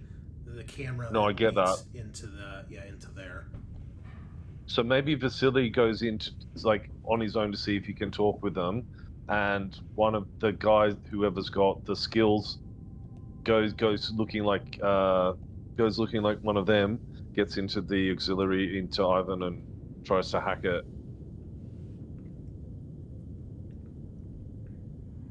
Does that work? Could try. Oh, I can try. Good. So guys, what do you think? Switching clothes with one of the UPDs, though. Yeah, like that idea. all right, so where is everybody while this is happening? So obviously, Grene, I'm assuming you're here in the room with Vasily. Are all of you in there with him? And like I said, one of his guys is probably in here too with you, just in case. I'm in there. I went in there. I probably will be at the ladder with checking out the danger, so we will not be surprised. So Do they have I will motion? be in do they the motion trackers? in the Could be floor, using the motion checking the trackers as well. yes, you can use the motion trackers. Now, Carvalho, you do notice when you're down here, they look nervous, but they look more nervous at the ladder well than being around you. You can tell that this elevator behind you has been welded shut. And then you start taking a look around and you see the other 2 elevators have also been welded shut. And the doors to the 2 other ladder wells have also been welded shut. So Vasily, if you're so worried, why didn't you use the dropships to get off here? Dropships won't carry everybody. We have hundreds in cryo, some that are sick. I cannot leave my comrades behind. I had hoped someone might be able to save us, and we could get people help, or maybe we could get ship working, but I can't abandon. The other option is we could use a dropship and come straight up to the command stub and get, fire on it if they won't open. We could, maybe. Maybe you should prep both of those options.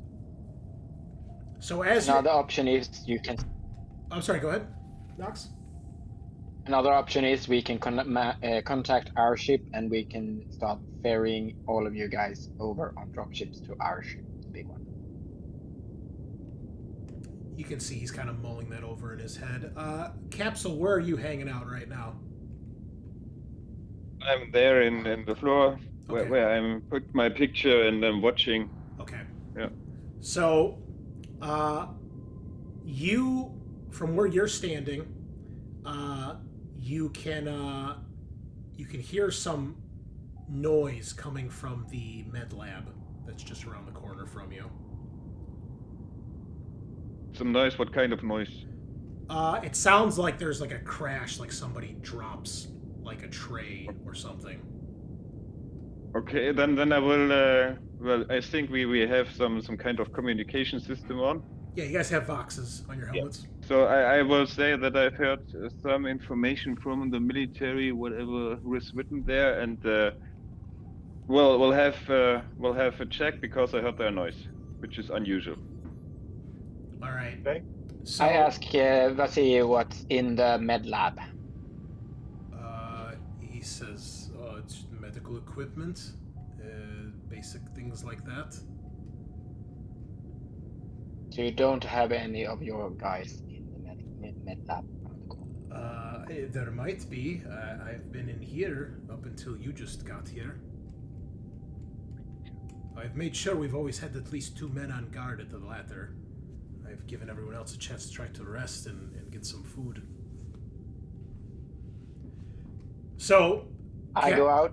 Sorry. All right, so Kapsule, you go check this door, you open it up, and you see that there is a UPP soldier in here, and you can tell that he has like tripped and knocked over like a tray of instruments, and you can see that he's coughing heavily. You see that he's very pale looking, almost to the point where his skin is like almost kind of translucent. You can see the veins in his skin are very pronounced, and he looks up at you and he coughs, and you think he coughs up some blood. And when you realize, though, is it is way too dark to be blood. It is almost black. And when he looks up, it's dripping down his chin, and you can see just before you the veins in his body begin to darken rapidly. And he coughs again, and he kind of spasms, and like his body kind of jerks, and you see something in his back begins to like grow. It looks like something is like pushing its way out of his back, and in a horrible bloody display, you see that his skin tears open. There's like a shower of blood against one of the walls, and you see this white spindly arm claw its way out of him and basically rips him from like his collarbone down to about halfway to his rib cage. And you see a small white alien creature that looks a little bit like this begin to emerge from his body. It's maybe the size of a cat, and its limbs are very long and gangly. It's got a little tail, and its skin, you can tell, is white underneath, but it's coated in blood, and it's got a small, elongated head. And as it plops to the ground, there's blood everywhere. The guy's body is convulsing, and it lets out this little screech. And you see at first its face looks completely smooth, and then finally you see the crack of its mouth kind of separates its face, and it lets out this high-pitched screech. Take a point of stress, and we're, I think, at a good point to take our midway break here. So we'll take 5. All right. Yep. Everybody grab Nice. some drinks or use the bathroom, and we will be right back. Grab that Right. pepper. Yeah. Board. Finally. Why? You just pet it and take it back to our ship. It's just a cat size. Yeah, but I was seeing these 2 UPP soldiers on the floor, like on the table. I was thinking, oh. Okay, so let's name Jonesy. we'll add ourselves to the initiative tracker while we wait for. No, Rob, we do not hear you. I don't see your thing lighten up. Can you hear us? Let me message him here. Hold on. Mm-hmm.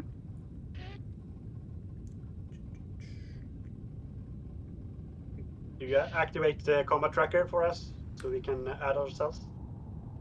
Yes, there you go. Yep.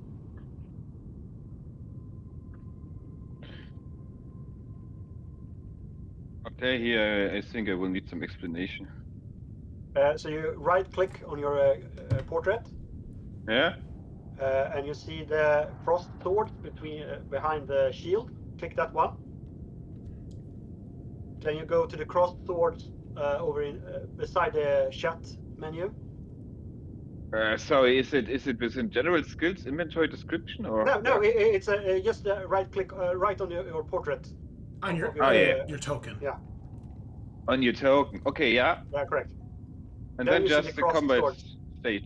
Yeah. Yeah. Okay, found it. Then you're added to the tracker, and you can go click on the crossed swords beside the chat messages. Yeah. Ah, I see. Yeah, and you will have a. In this case, you will have a die right beside you, which says. So I should initiative. roll initiative. Okay. Yeah, correct.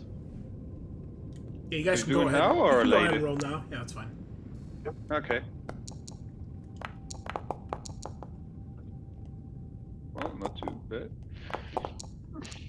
Oh my god, I totally. Oh, alien! Oh no! I totally forgot to set up our dice roller on the chat. What am I doing here, man? It's amateur hour. Okay, I think. Okay, Rob can hear us. That looks like he's resetting. That's fine. There we go.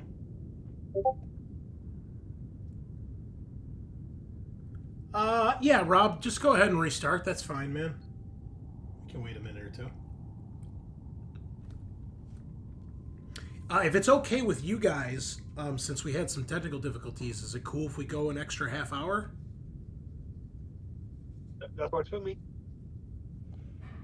Does that interrupt anybody's Fine with plans? that. Okay. Nox, you are mute.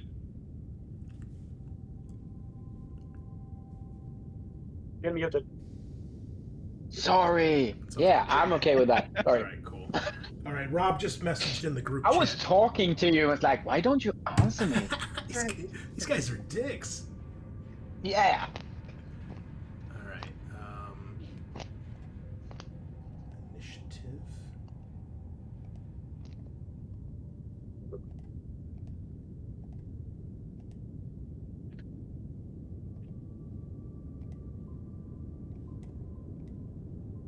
Oops. how many aliens? This alien has a speed of 3, so it gets 3 actions. Oh, yeah, of course. Yeah, sorry, I knew that. Why is this I think our sergeant is a little bit like a Skaven. He's putting his soldiers in front. Go fight.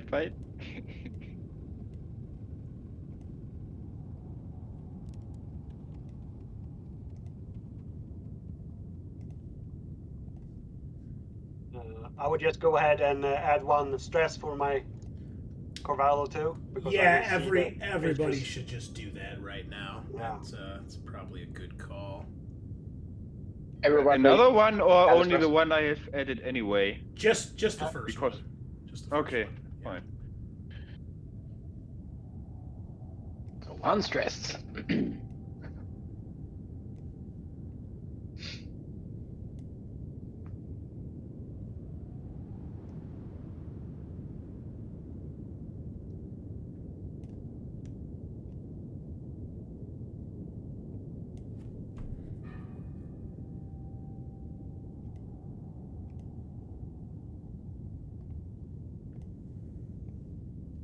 Oh, there we go. Okay, I was trying to remember how to do this.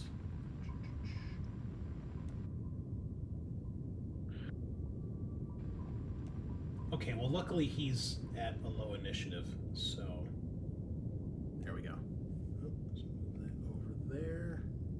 Perfect. Oh wait, we gotta wait for him to get back, because now the cameras are all fucked up. God damn it.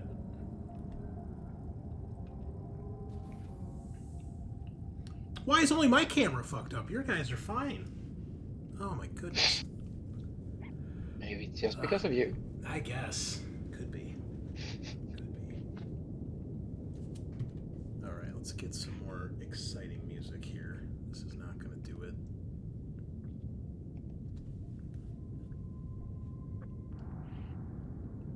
Have any of you played Space Marine 2?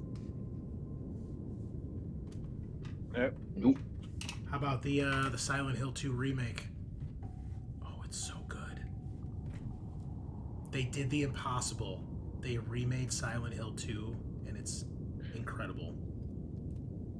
Cool. I'm getting near the end of the game, and it's been really good. Pretty faithful to the original, I would say.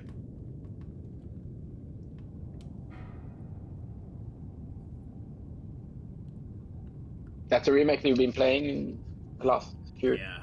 sessions. Yeah, I think I'm about to get to the last area of the game, if my memory serves correctly, if they didn't change anything else. So I think the voice acting is way better in this one too. Which some might argue a 20-year-old game didn't have the best voice acting back in like the Resident Evil days, but some people always thought that the Silent Hill had good voice acting. I thought it was okay, but the new one is fantastic. Alright, well, we'll just get this started while we wait for Rob to come back. So sorry, listeners and viewers, my camera's messed up right now, but it's not mine that's about to be filled with terror, as we are going to jump into a combat here. Let me get some fighting music going, and we'll see what happens. Alright, so this creature has torn itself out of this poor UPP soldier, and we've got our initiative set up here. The alien goes it has a 3 speed, which is pretty fast, gets 3 actions during a round. It has initiative 2, as you can see here on the screen, and Kapsule, it screeches and instantly starts skittering towards you. So it'll take a fast action. Oh, I think Rob's back. Guys, yeah. There we go. Yeah. No worries, man. Wow. Get yourself situated. We're just starting the combat. I rolled for you. You're towards the end of the combat anyway, so take a second to get yourself situated. All good. All right. So everybody, if you haven't already, increase your stress by 1 for you'll see and or hear the alien. Kapsule, you already got that. So it'll spend its first fast action to move into the hallway with you. and it'll spend its next fast action to get into close combat with you. So its first initiative just to get in combat. At initiative 3, it's already engaged with you, so it's going to try to attack. So in this game, aliens roll a d6 and they have an attack chart and they do various things. So let's see what it decides to try to do to you. Oh boy, roll the 6. Throat bite. Nothing. The Bloodburster bites the victim's throat. Roll for the attack using 8 base dice. Damage 1. If the attack hits, it automatically inflicts critical injury 61. Okay, so it rolled 1 success. So you have a couple options here, Boomhauser. You can give up one of your fast actions to make a defensive roll, in which case you will make a close combat roll to oppose this. In this case, it only has 1 success. All you have to do is get 1 or more successes to block the attack. If that fails, or if you choose not to do that, you will then also get to roll for your armor. Armor works the same way. You'll roll your armor, which in the case of your suit is 5. And if you roll, for every success you roll, that'll reduce the damage by 1. It only has 1 success, so it's only doing 1 point of damage. So, what would you like to do? Do you want to block, or just forgo that and just roll your luck with the armor? So close combat would be strange. So 1 and 4, 5 dice in armor would be the same. So would be not changed. I will try the close combat. Okay. So make a close combat roll and give yourself a +1. Oh, I missed that. Doesn't matter. You don't need it. But I have anyway and a success. Yes. Okay, so this thing leaps from the ground at a tremendous height, going right for your face. You manage to get the smart gun up in time and basically hit it, and it hits the ground, and it jumps back up ready to try to strike again. But it is now your turn. So you have a fast and a slow action. You are currently engaged, so you are in melee combat, which means if you try to shoot this thing, it'll be a -3 to your roll. So you got a couple options. You can try to shoot at it with the negative. You can try to hit it with a melee attack. You could try to. Do I have the option to disengage from close combat to get some distance and then fire or not? Yes. So you can do the retreat action, which is a fast action. You'll make a mobility roll. If you pass, you break out of combat, and then you can finish your turn. If you fail, you still break out of combat, but the alien will get an attack of opportunity on you. Okay, no risk, no fun. Nicely done. All right, you got 3 successes. You easily back away. You are no longer engaged, and you still have a fast or slow action, so you may open fire if you so choose. Yeah, full auto. Going full auto? So I want to blast it away. Yeah, so I have the skill of machine gunner, so it's no stress and whatever. So I will just use it. Okay, so when you go full auto, it means you get to roll 2 extra dice. You normally would gain a point of stress, but the talent lets you do it without gaining stress. And if there were multiple targets, you can hit multiple targets if you roll enough successes. So in this case... Well, it's only 1, so... Yeah, but you still get the 2 bonus dice. So make your attack, be sure you roll the weapon, right-click on it, and then add the 2 bonus dice for machine gunner, or for full auto. Okay. Oh. Whoa, that's what the hell's I don't know why it's 2 times, but it was Alright, facehugger, I guess. Hold on, that's because the Sarge just rolled. Sorry. It's okay, hold on, because that That was panicked. my... Let's turn that off. Okay. Alright. Okay, so you have 1 success. Unfortunately, your 1 stress dice did roll a panic, so you can't push the roll because you panicked, and you burn through your clip, but you still hit it for 3 damage, and the smart gun is armor piercing, so its armor gets halved. So let's see what happens here. It rolls 1 success. It takes 2 points of damage. You guys all hear, in this blast of gunfire and screeching, and probably Boomhauser screaming, the gun goes click, and the alien is no more. It is dead. Oh. Nice. Yeah. Just as job. fast, Hopefully we can kill it. just as fast as it begins, the combat is over. Well done. And I think we can If we, take down the crazy music now. oh, I I'm not will hearing run any out music. due to my Boomhouse is my buddy and see what's going on. You see the smear of what's left of the alien on the floor, and then you peek into the med lab and you see the ruined remains of the UPP soldier. There's blood everywhere.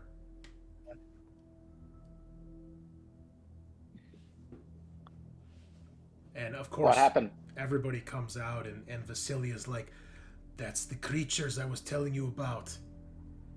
He must have been sick. I thought we got everyone in cryo." Are you sure about the others? He's like, well, the people when they were infected, they started to show signs, black veins, coughing, headaches, delusions. We put everyone that we thought was infected in the cryo. And one of the soldiers says something to him in Russian, and he starts explaining. The guy saying, like, this guy, was fine the last time they saw him. And there's obviously a lot of concerned individuals now. Yeah, so we can't be sure that the other ones aren't infected. Sergeant Green, now what we want to do we want to somehow to secure them? I mean, how do you cure them from that? Can I do a medical aid on the thing? Or is there any way to get a medical idea of like what this thing is? Is it curable? Is something curable from this? Or if it bleeds, we can kill it. But if it's glowing green, we maybe should kill it from further back. You, unless you have the analysis talent, none of you have ever seen anything. Well, actually, I take that back. So, Field Surgeon, Field Commander. No. Sergeant Green, you are having flashbacks to the previous mission, which was our one-shot that the Australian crew did. You encountered two creatures that looked similar to this, but they were way bigger. They were like the size of a full-grown man, and that's what this looks like. You also saw another Marine that you guys tried to rescue. He had displayed these black veins, but he exploded. He did not birth an alien. And that is giving you flashbacks to that previous mission. None of the Marines that are with you now were on that mission, but they all know about it, and the whole section knows about it at this point.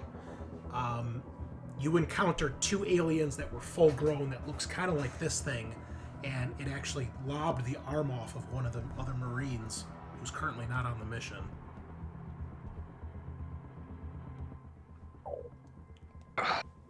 Carvalho will study this creature, the smear, and I will also take a really good look at the dead UPV soldier in the med lab and take note of what's happened. Yeah, you can tell it looks like this thing literally ripped itself out from inside of him, and he's been torn from his collarbone down to about just past his sternum, so he's kind of like split open this way.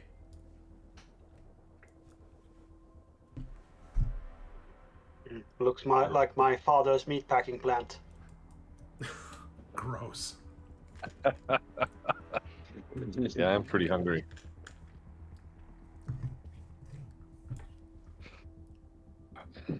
Vasily says, we need to do something fast. These things, they grow fast. I don't know if there were more on the ship. I don't know where they've been, but that's why we secured the upper decks. They're fast. Fast and aggressive. It's like a Hicks line, isn't it? You know, a grey man. So not only we don't have to worry about them being small, stabby ones, but now we've got their fucking parents showing up. when I thought, ah, man. No, he probably doesn't say that. He says, maybe you can fix ship? Well, we still need to get into the bridge. Yeah. Even if the ship is fixed, we can't do anything. We've got 3 options, don't we? Would I know that those things are acid, like that when they die they're acid? Because we could use the acid to get through the shield on deck C. This thing does not have acid blood. Oh, okay. It has regular, very dark red blood, but it does not appear to be acidic in any way. Okay. So we've got the 3 plans. Ferry these guys off the ship. That doesn't seem like the smartest thing right now, given we don't know who's actually carrying these things. Infected. I mean, do we still want to go to deck C and you know try and jimmy the door? Yeah, that's our main objective. Yeah. So I think that's what we got to do. Are we still going to keep up a ruse, or are we going to go armed to the teeth? Because it doesn't seem like deck C is like very safe. Motion detectors. Do you guys have motion detectors, Basili? Whatever his name is. Can't think of it. I got one. No, they don't. They don't get that. They're the UPP. Yeah. So did all of us bring one? I brought one. Does everyone have one? No, I don't have one. Okay. What you asked, So sorry? if everybody brought the motion detectors. No, I don't have something like that. I have a smart gun. So. Also, I will need everybody that is still wearing their suit to please make an air roll. So just click on the little I parachute changed icon. I changed for my armor from my suit. I don't wear my suit. Okay, if you're still wearing your suit, make an air roll. How I If do I turn this? it off, I'm Well, sorry? what about with the thing with the mask open though? yeah, I Oh, have if, mask if, open, the helmet's open, then no, you're not using air. But if you've Okay. stayed sealed, then Yep. make an air roll. Gosh, mine says 9 panics. Am I panicked? Condition, starving, dehydrated. No, I changed that. Okay. All right. Okay. As mentioned, I do not know how to do an air roll. It's on the first page of your character sheet on the general tab.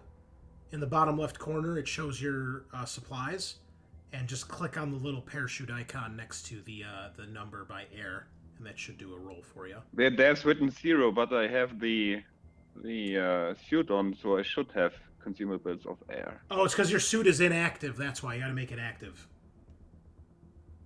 It's in your inventory, but it's not actually equipped. Okay. There you go. Thank you. All right, so you rolled a face hugger, which means the air goes down by 1, so you still have 3. So, makes sense. It came for you. It tried to kill you. You're the one that did all the work.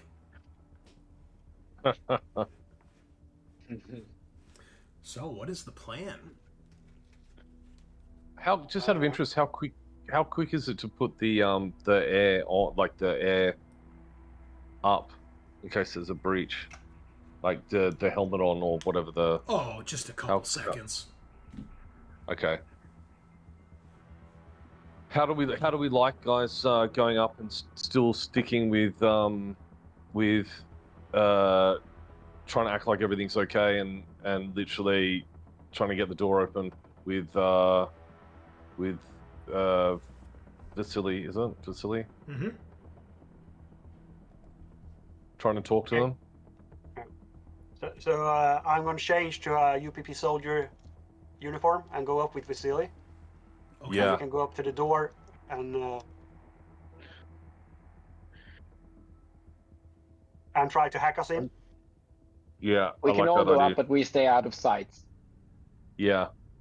Yeah, we can use our motion detectors, the ones that are outside of view, just to make sure there's no aliens. Okay. So is it just going to be just Carvalho is going to get in a UPP uniform? Does the whole place have cameras? Or It's very few places. Okay, so yeah, it'll just be Carvalho then. Okay. Yeah. All right. So yeah, Carvalho. Do they have armory? Do they have armory? Like, can Carvalho get armor from their weapons locker or whatever it is? This storage unit is basically the armory for this deck. Yeah, so maybe he can grab some of theirs, so he's got something. Yeah, you can put on armor. That's fine. They have suits. I put out on a UPV armor, and if I can, I will also change my pulse rifle for an AK-1447. Sure. Yeah. So I look the part. Yeah, that's fine. Okay, so I will bring my kit so I can hack the door. Okay, and so what is the plan? Is it just you and Vasily going up to the door? Yeah. I think you can take a soldier or two as well. Okay. Yeah. And can we come up and stay in like the junction with the motion detectors to make sure nothing creeps up on them? Yeah. If we go to deck, we'll all go to deck C here.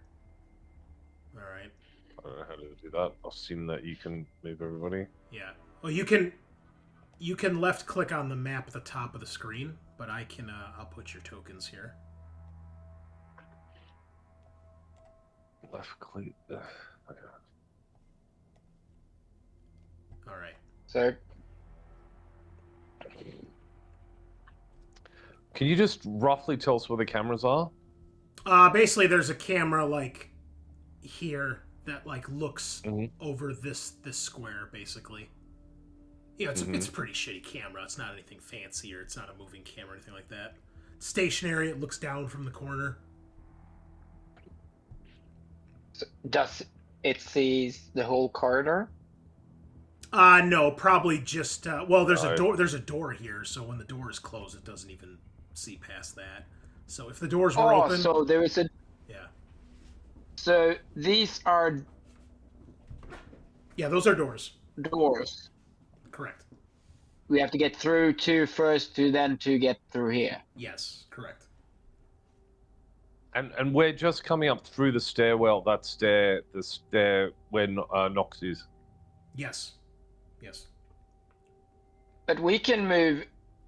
Yeah, that's what I was thinking. Yeah, in the labs, and then just with the motion detectors, kill anything that gets near us. I know. I was thinking like this. See the main Medi lab and the main galley. If we're there, then we've got much better chance of rushing these guys. If they get in, and it's also more defensible for the. Yep. They open that door, go in, close the same door, and we just stay behind that door. Yeah, but what happens if they get through, and then they have to open this door, and maybe we can't get it open or something. Oh yeah, that's right. The better to be left those doors open. Yeah. Yeah. No, but we can also get into here and stay behind that corner and that corner. Yeah, but they get seen first. We'd get seen going in there, wouldn't we? No, because there's a door there first. Yeah, you can hide in this little corridor. Oh, okay, yeah. Yeah, okay. My suggestion is one there, and also one there maybe. So they can keep an eye out from behind if. Okay. But you know what? We could close that door if all three of us are in there. If all of us are in there, we can close that door, and then behind's protected anyway. Yeah. That's a good plan. So. All right. Yeah. So we stay in the auxiliary bridge and the auxiliary Ivan mainframe. Okay, so you're so you three are hiding in the hallway, and then you're having. What is Vasily actually supposed to do here? What is the plan? Chat with them to tell them, hey guys, come on, let us, we need to discuss this. Let me in. I'm one of you guys. Gotta let you know what's going on. all these things are coming out. I've put them all. He's just got to come up with fast talk them, basically. Okay, and then Carvalho's going to try to hack the door open while he distracts them. Yes. I think if we get through, and we can be in all the auxiliary bits, then we don't have to worry about anything behind us because we can close that door behind us. So But all of us. before I go in there, I'm going to check the main galley and the main med lab, so there ain't any people in there before I move forward.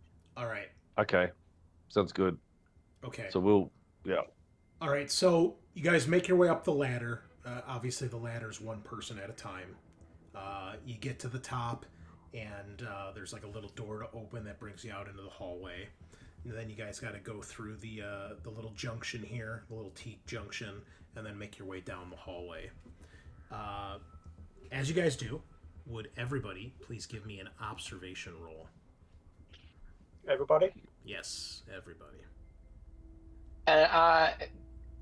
When I get up the ladder, can I say that I will use the motion tracker? Sure. Yeah, go ahead. Yeah, roll the power for the motion tracker. Skills. Sorry, what was the skill? Oh, excuse me. Observation. Please. Sorry.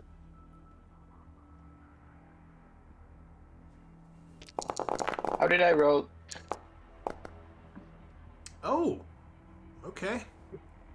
It's a good start. How did I roll the motion tracker power? Make sure it's equipped, and then you can click on the power thing on your general tab on your character. Oh, yeah, sorry. Yeah.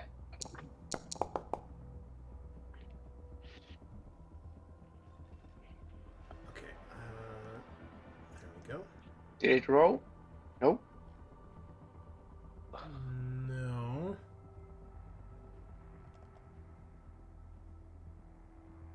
No. Grace, I just noticed Now that it rolls. There we go. my Grace just went down. Yeah, from take 2 to one then. I'm sorry. Say that again. I just noticed that my stress level went from 2 to 1. What? Okay, hold on. Yeah, that's strange. Let me check something. That's good. What did you tell him? Oh, I see. Okay, I think something was messed up with the character sheet. Okay, you should be able to fix it. I will just add one. Is everybody's stress at the correct level that it's supposed to be at? Before Yeah, that. I think mine's at 3. I don't know. For now, it's 3. No, it shouldn't be. I'm at not 3. sure if that's correct. It should only be 1, I think, for everybody except for Yeah. Boomhauser. Okay. Yep. Okay. So first of all, I need everybody to make those observation rolls. I only see the one from Boomhauser, and then we'll explain what happens here. Okay, some better rolls. I had 2. Any base modifiers or? No modifiers. I got 1 for my observation. Okay. All right. So, Carvalho and Halifax, you passed. Sergeant failed. Boomhauser failed and panicked. And then on your power roll for the motion tracker, it went down by 1. Okay, so when you activate the motion tracker, because you're the first one up the ladder, now keep in mind the motion tracker is only going to tell you what's on. If it's picking stuff up, you can't tell what floor it's on, right? So if there's something 10 meters in front of you, it could be below you or above you or on the same deck. Okay. You do get blips, several blips in the command dart. And then there's blips around you guys further in the ship as well. But those aren't really moving around. They're mostly stationary. They're moving enough to get picked up, but they're not like flying across the screen or anything. So there was one movement there, right? Well, there's several. Several. Yeah. Because keep in mind, it's probably picking up the guys below you, in the deck below you. Yeah. So, nothing seems to be moving at an incredibly fast rate, I'll put it that way. How many seem to be in the stub? Because that'll be accurate because there's not another stub underneath.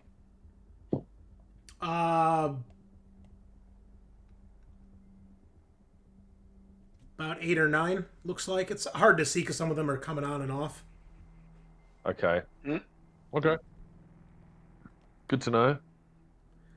All right. Boomhauser also panicked. He rolled Nervous Twitch, which is his stress and the stress of everybody within short range, which is going to be all of you, goes up by 1. So I think everybody's stress should be at... Should be 2. 2, and I think Boomhauser, are you at 3 right now because you panicked earlier? Or are you still at 2? I have 1 for the alien, and this is the first time I panicked, so it should be 2, I think. Okay, let's And not let's 3. move that But down. it looks I like have 3. I rolled 2 times.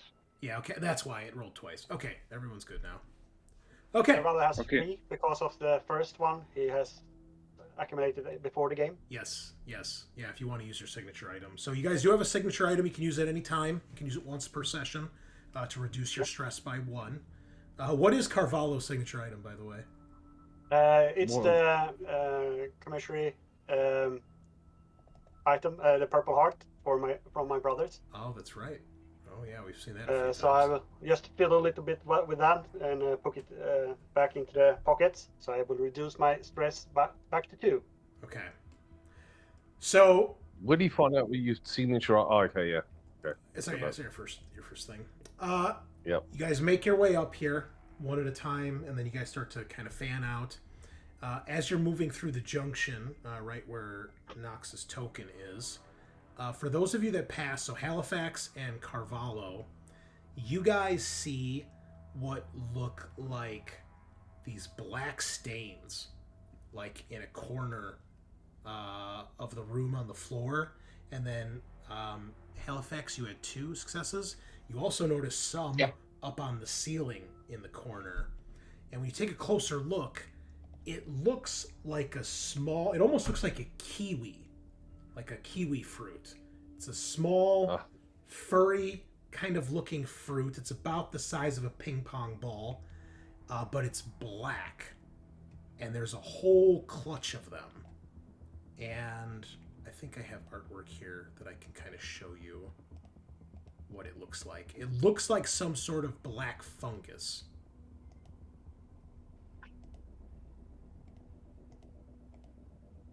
Yeah, here we go. This is very Alien Covenant. I'm not going to pass it. I'm going to change to my suit again before I walk in there. All right. Well, unfortunately, what happens is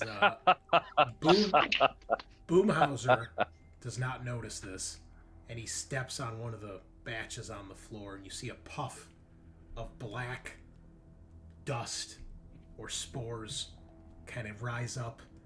And Boomhauser, you instantly freak out. That's why you panic a little bit here. Luckily, Boomhauser, you still have your suit on. So you're like, oh, I guess it's not that bad. But I need everybody else to please give me a stamina test here. Stamina. And this is opposed, but you will not know the results of what you're rolling against.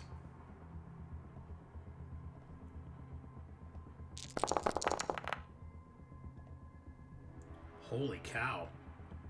Man, Halifax, 4 successes. Okay. Sergeant's got 2. Carvalho's got 1. Okay. I think I'm gonna push that one. Okay. Yeah, I'm trying to see. I have to I make. got 2 total. Okay, I have to make a roll because it is opposed. All right. So again, it's an opposed test. You guys need to roll more successes than what I did. So What did you roll? You don't know what I rolled, but I will tell you that I it was is checking. 9. It is 9 dice that are being rolled against you. Oh, that's not fair. I'll be generous and at least tell you that. So, does anybody else want to push that didn't already push? So, If we're equal, does that mean you win, or like what happens? if it's on equal, an equal? nothing happens. You have to. So in this case, nothing would happen if it's equal. And what does push do? Push means you just lose your You gain a point of stress, but you get to reroll all your failures. Okay, I might I'm staying push at then. 4. Okay. How do I push? Trying to find me. Where am I? Go to the chat log and then hit the button that I says am push. looking, yeah. You got to scroll up to your right. Carvalho. Perfect. Halifax. That's you. Perfect. Mr. Perfect. I'm Mr. Perfect, sorry. Okay. So I was looking for Grene. Okay.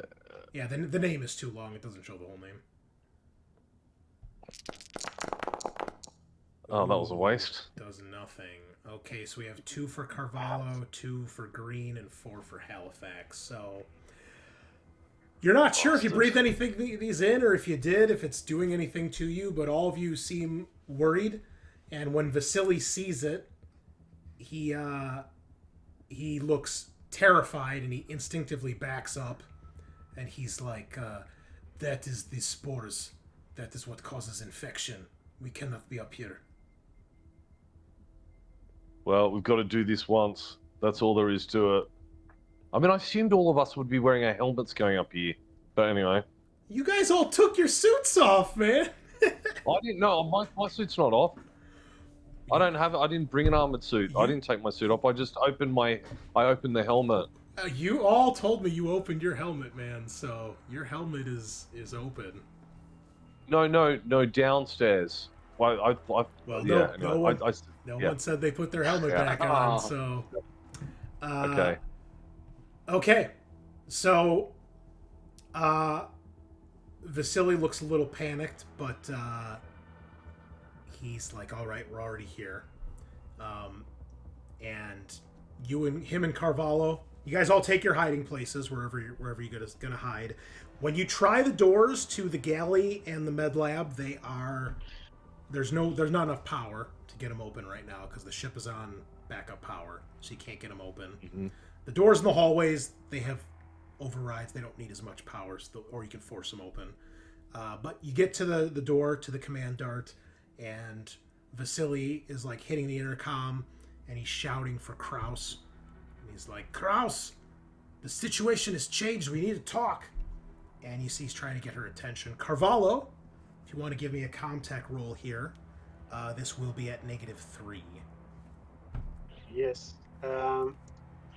I will also use my skill here, or my talent, which is called Bypass, which gives me 2 extra modification on Comtech roll when attempting to unlock or lock an entryway.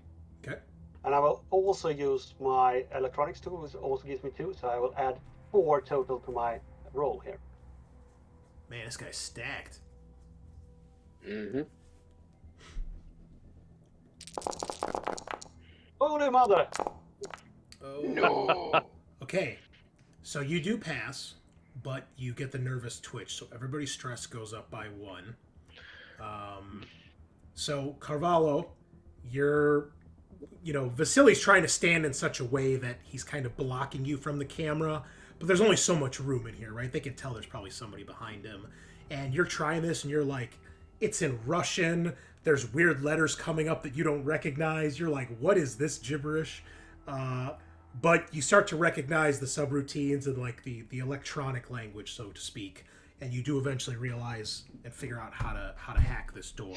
However, it takes a little bit of time, and you get nervous because you can tell that Kraus, you hear the voice of a woman over the intercom, and she does not sound happy. And it's clear that she realizes something is up. And just as she's like, what are you doing, or what's going on? You guys hear the beep. The light goes from red to green, and the door unlocks to the command dart. I'm moving forward with my shield and stun baton. Fucking shoot everything.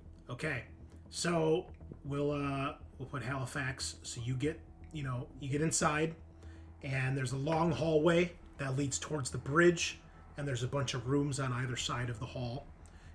As you enter the hallway, you do see there is a man standing there. He's walking in your direction casually. It looks like he wasn't expecting you to come through the door. And he's wearing very basic military, like fatigues, like something you'd think an officer would wear.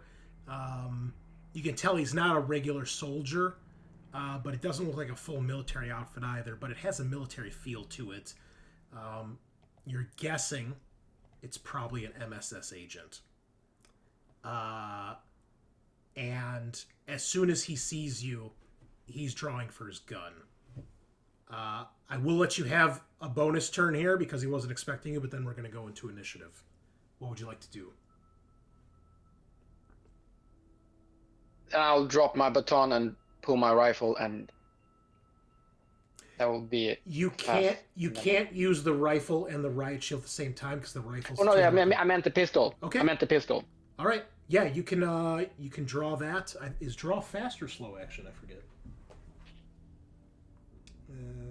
Draw weapon is a fast action, so you still have a slow action. Do you want to open fire? So I can shoot. Yeah. Go for it.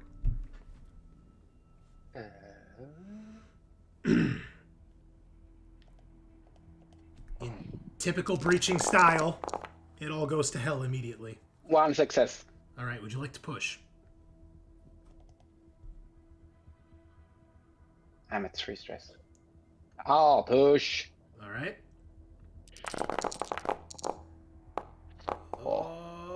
Okay. Good decision. You panic, but you only get an 8, so you're at -2 to all your agility rolls for the time being. However, 3 extra successes puts you up to a total of 4. What would you like to use those extra stunts for? So I got 1. I can do 2 more damage and then 1 pushback. Okay. So you... No, make him drop. Sorry, make him drop this weapon. Okay. So you open fire. All of your shots connected in him, center mass, one after another. You do unload the clip as you panic.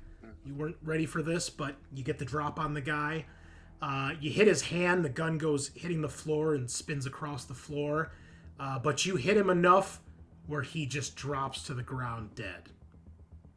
Actually, hold on. He does have armor. I should roll for his armor first. Looks like he's got like a Kevlar vest on. But he hit him in the hand. Well, he also hit him in the chest. And... I had multiple shots. Yeah. Hold on. Actually, equip his armor. Okay, let's see. Okay, so it does take 1 hit, so he is still up. You do 2 damage to him. 1 gets absorbed by the armor. The other hit makes him drop the gun. So he is still standing. But I had 4 total. So I do... No, 3, sorry. No worries. Now it's my...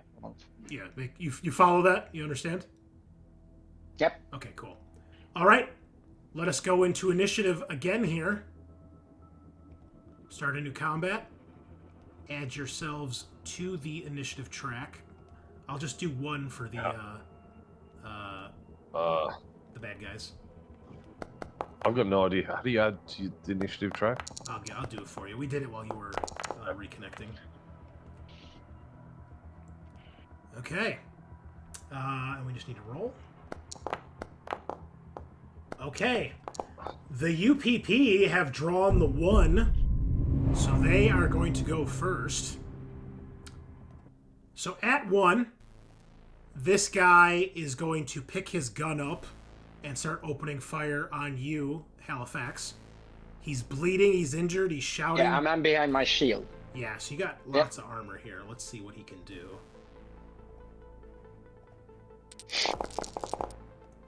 Two successes, he'll put that into damage. That'll be 2 points of damage. Make sure your shield is equipped so you get your full complement of armor. That is way too much armor. Of all those dices, 1. That's way more. Oh, it's because you have your armor and the pressure suit equipped. I saw it now. Yeah, do a reroll, please. Can't fucking unequip that. Yeah, but I need to unequip my pressure suit. It won't go back. Right click on it.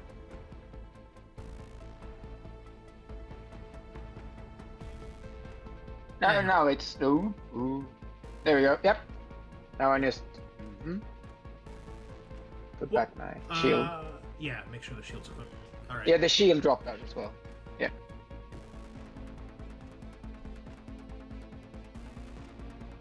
Now, okay, now I roll again. Okay. All right, same Still result. one, yep. Okay, so you take 1 point of damage. The other one hits your shield. Also, the first time you take damage in combat, your stress goes up by 1. It did 1. It did now. Go up Okay. to 4. All right. You can hear lots of shouting. You see from the bridge, another MSS agent comes like around the corner.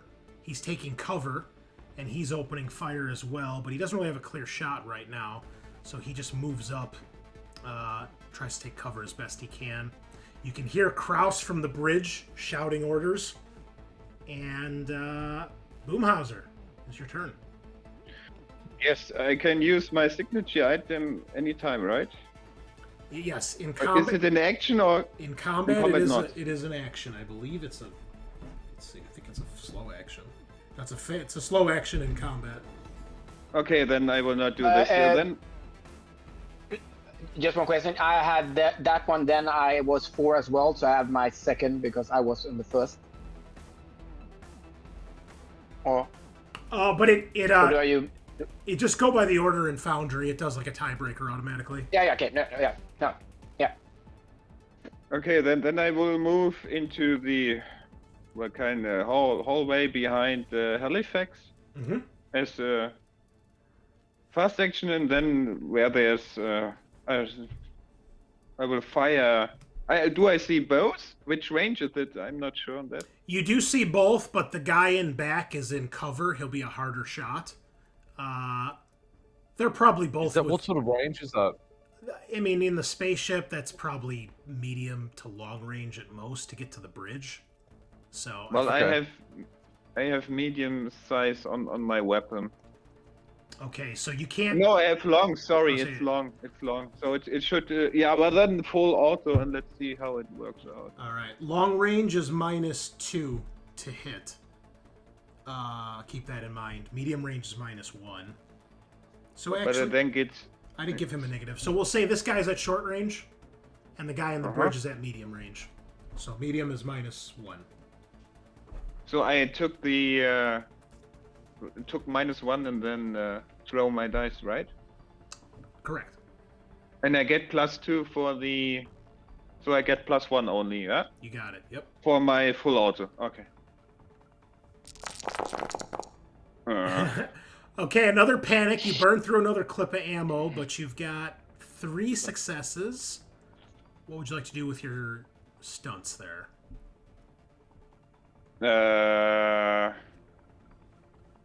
I want to have an additional target. Is this a stunt as well or not? With full auto, yes, it is. Yeah, well then I'd use one stunt for an additional damage and the other one in damage. Okay, and which other target are you hitting? The other MSS agent? Yes. Okay. All right, so it's armor piercing. I'll roll for the injured guy first. He's going to have to roll really well here to survive. He almost does, but it's not enough. Because they take 3 damage plus that. Okay, so this guy in the hall just gets shot to pieces and just collapses in a gout of blood. The other one who's in cover, he's got a little bit of extra armor because of the cover. So let's see what happens here. What kind of was the cover given? Let's see. All right.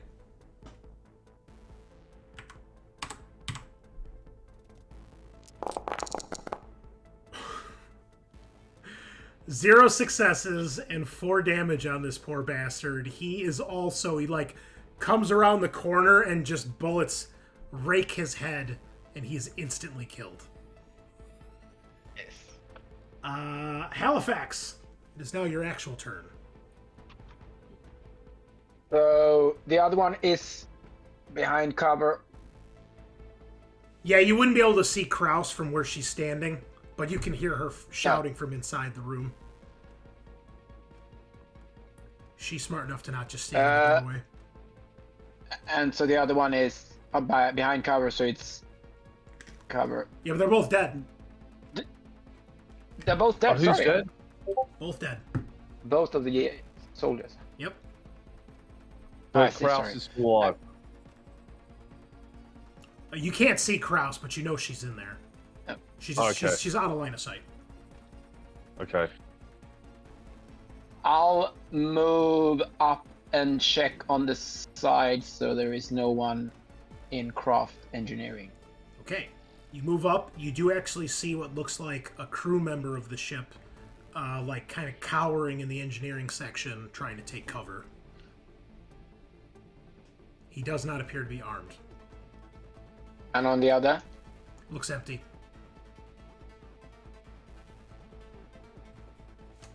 We're still in turn order, so I have to move. You still have another action if you want to do anything else. I'll just move up with my shield a bit more and check the craft dormitories first. Yeah, you see another guy. He's kind of checking to see what's going on. He sees all the gunfire and he ducks back inside the room. It's like another crewman. Yeah, then I hold my shield and point my gun towards All right, where Green. Charles are. That leaves us to you. Okay. I can tell you what I want to do. All right. I don't know how I'm going to do it, but I want to be able to rush up as sort of at least to where the engineering bit is, Mhm. and I want to throw my grenade, the Nice. what's it called? The electroshock grenade, Okay. into the onto the bridge. Sure. Yeah, you can move up. That's no problem. And then go ahead and give me a ranged combat roll. And Okay. this will be medium range, so it will be -1. -1. Does that mean I get because my skill is 2? Does that just make it a minus? Does that make it a +1? Or Correct. Yeah, so it drops your 2 down to a 1. okay, so God, where's the thing? Wait a sec. No, that's wrong. It's wrong. Sorry. Where? Right. Okay, wait. Right click on Right. ranged combat and then just put -1 in the Okay. base modifier. Oh, not 10. Oh, 0 successes. Would you like to push? I think I have to, don't I? Really? It's sort of rude not to.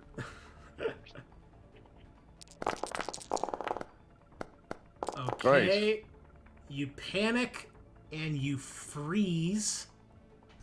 But I got a 6. What is freeze on the chart? Freeze is 10. Unfortunately, that means your action fails. So, What?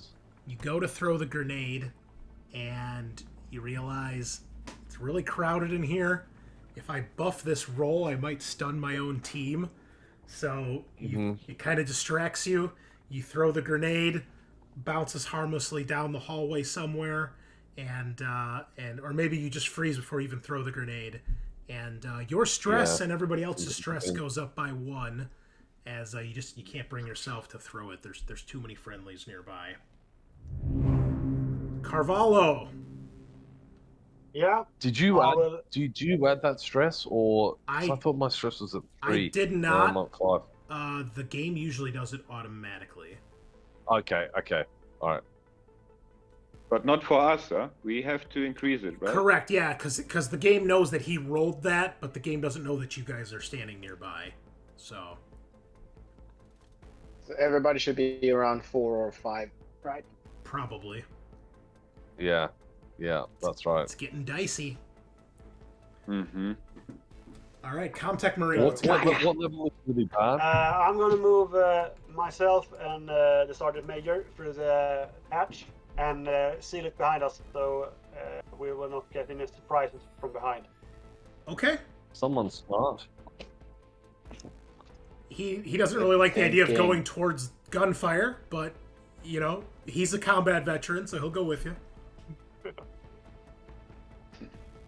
So I will seal the door, not with the torch, but with a Comtech roll then? Yeah, that's fine. Yeah, give me a roll. Do my panic end? My What was your result? Yeah, that ends. yeah. Sorry that. So the same. I will add 4 to my skill this time too. You got it. That's Oh, better. oh my goodness. 7 Uh, successes. Oh. Well That's done. how we do it. You won the mission. Good job. Game over. Everybody go home. I don't want to do that challenge anymore in the shooter. Yeah, I think that's safe to say. You figured out the UPP door security at this point. You can just walk in and out of every door. Yep. I'll take one of each then, except showing off. I never show off. Okay. Fair enough. All right. Well, the door is well and truly secured. Kraus is next. She's shouting down the hall. You know, like, what do you UA bastards want? Get off my ship. She doesn't open fire, but she's obviously taking cover. Does anybody say anything? I'm shouting back, we're taking this ship. You can tell she's like up against the side of the door. She kind of like looks over her shoulder to kind of shout back at you. She says, "What for? What does UA want with our vessel?" What does it matter to you? It's my ship. I'm Not commanding anymore. officer. She does take a shot at you, Halifax. She turns the corner. She's only got a pistol, but, well, yeah. That's how she rolls. Yeah, I'm still behind my shield. All right. 0 successes. She's mostly, obviously, trying to shoot to scare you. They bounce harmlessly off the shield or off the walls. Boomhauser, you're next. Move forward onto the range. I don't know how much I can move forward until I do not get any range penalty. You can move up here and then you're fine. She's Okay. she's in cover. You know, Vasily's shouting like for her, like, Kraus, you're outnumbered. Just give up. Yeah, I will shoot at her. Go for it. This maybe helps her to give up if she lives still. Yeah, I will use full auto, as always.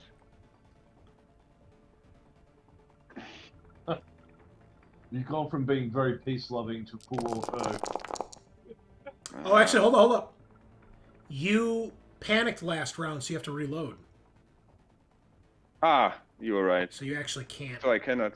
Yeah, Reload is in. is a slow action. Okay.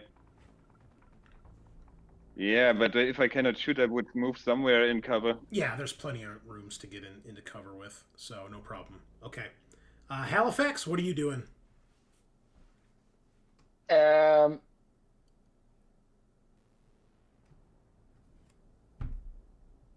I'm moving up with my shield.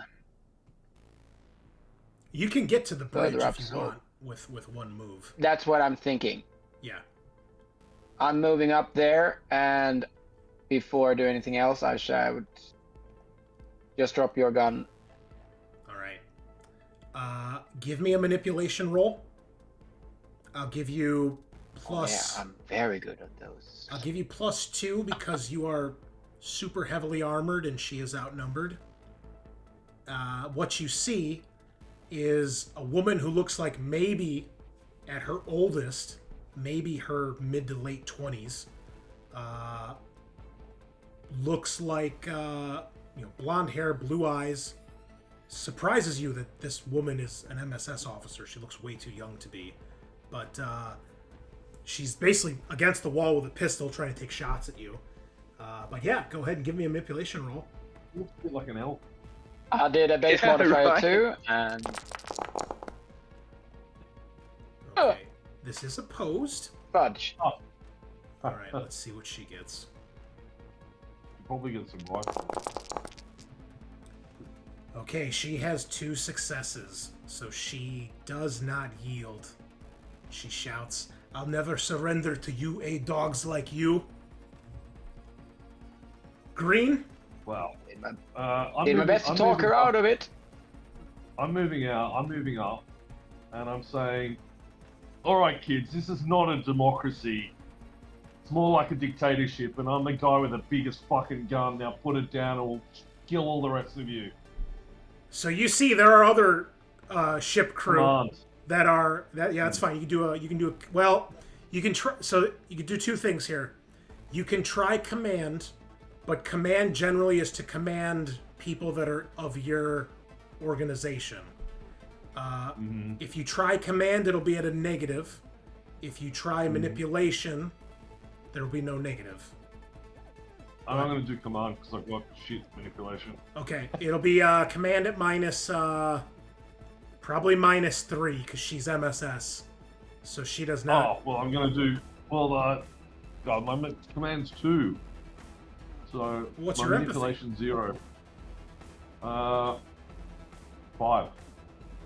Yeah, so you add your empathy to your command roll, I believe. Oh, sorry. So add my empathy to command. Okay. So that's 7. So then -3 is +4. Is that right? Correct. Okay, I didn't know that. Okay, cool. Okay. Not 40. Okay. Yay! I got really scared.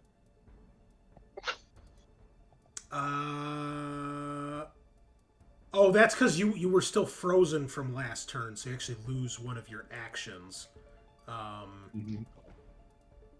Okay. Only 2 successes. Yeah, so as you're rushing up, Green, and you see that Halifax, who's in her full armor, she's got her shield. I mean, she strikes an imposing figure. She's probably twice the size of this girl, because this girl's just wearing, like, fatigues. And you hear this girl, like, does not seem intimidated at all. As you're rushing up, you're like, you have a second thought, you're like, there's no way. There's no way she's going to listen to me. So you duck into the cryo bay here to take cover, as this girl's just shooting off her gun wildly, trying to stop you guys. Carvalho, you've locked the door, you've secured the door. What do you do? I will move me and Sergeant Major into cover in the engineering. Okay. And stealth engineering here. So, and I will peek around the corner, have my gun, and next turn I will do Overwatch. Gotcha. Okay. Next round, you're so close to her, Halifax, you see she draws a knife, and she tries to get around your shield. So she's going to make a close combat attack here. As you can see, she's not the strongest kid on the block. She does have 1 success. If you want to roll your armor, go ahead. I'll do my shield and... sorry.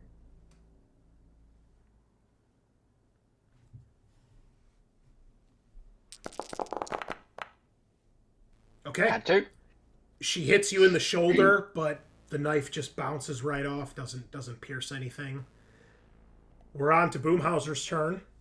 Your gun is reloaded, but you can see that Halifax is engaged in melee with Kraus. Hey, but Can I shout, I got it? Sure. you got what? Boomhauser, I got this one. Yeah, but she's in danger and she's my buddy, so I run into this combat and try to help. Okay, you try to help in close combat? Yes, I try to pin her down or make any move to get this under control. All right, you can do one of 2 things. You can make a close combat roll to try to grapple her, or you can assist Halifax and give Halifax a bonus on her turn. Will Halifax? I will try I'm going to grapple drop my gun and draw my stun baton because that's one of my actions, and then I'm going to hit her with the stun baton. Okay, so I will then just support Halifax. Okay, I'll give you a +2 bonus on the close combat roll because the two of you are pretty big individuals. Yeah. So, and you know, she's this petite little thing. So I can. I'll do my stun baton, Okay. and then I'll do 2 base modifier, right? Yes. And roll. Oh my. Oh no, Halifax! How did it jump up? Oh, it's because you have so much stress. That's why, right? But I can do. Can I do my overkill? Yes. You have the overkill talent? Yeah, I do. Oh boy. Okay, well, for those of you that aren't familiar with overkill, if you panic on a 10 or higher, you can instead basically go into a blind rage, and you just you ignore panic and just start wailing until either you or your opponent are down. So yeah, you're like, fuck this girl. She's not complying. She's resisting, and you just bring the stun baton down over her head. How many successes did you have? No, 2. No. Just one. Just 1. Yeah, sorry. Okay, well, she had 0, so you do hit her to do a point of damage, and I'll make her take her stamina test here to see if she gets stunned. Exactly. Which she absolutely gets stunned. So you hit her, she's like electrocuted, and with that, the group of you are able to tackle her, get her under control. She's fighting every step along the way, but again, she weighs I'm like... pushing down the shield and jabbing her with a stun baton. Yeah, I mean, like... I might be twice her size. The shield alone is like half her weight. You know, she's like a $120 at most. So you easily get her under control with, especially with Boomhauser there, and you basically take her captive. And she looks pissed. She's swearing obscenities at you, cursing the UA, goddamn capitalist pigs. But you have her under control. And Just one question: does my stress still increase anyway, or not? If she does overkill? No, it does not when she goes into overkill. Okay. So I'm used to that. Then it's fine. Yeah, this is typical Halifax. Yeah. All right. That's what I love her. I'm gonna go refill my water really quick. If you guys want to discuss your next moves here, we're gonna play. We've got. Keep in mind, guys, we got about an hour. Rob, if you're okay, we're gonna play for an extra half hour because of all the technical difficulties we hit. So we're gonna play for another hour. Yeah, sure. Okay, cool. Yep. All right. So you guys decide what should be. I'll be right back. Do we want to just secure the stub and then, like, detach, since there's no way that we can get anybody else out of here? Yeah, I'm thinking about securing this, bringing all the guys downstairs. Or we just leave them.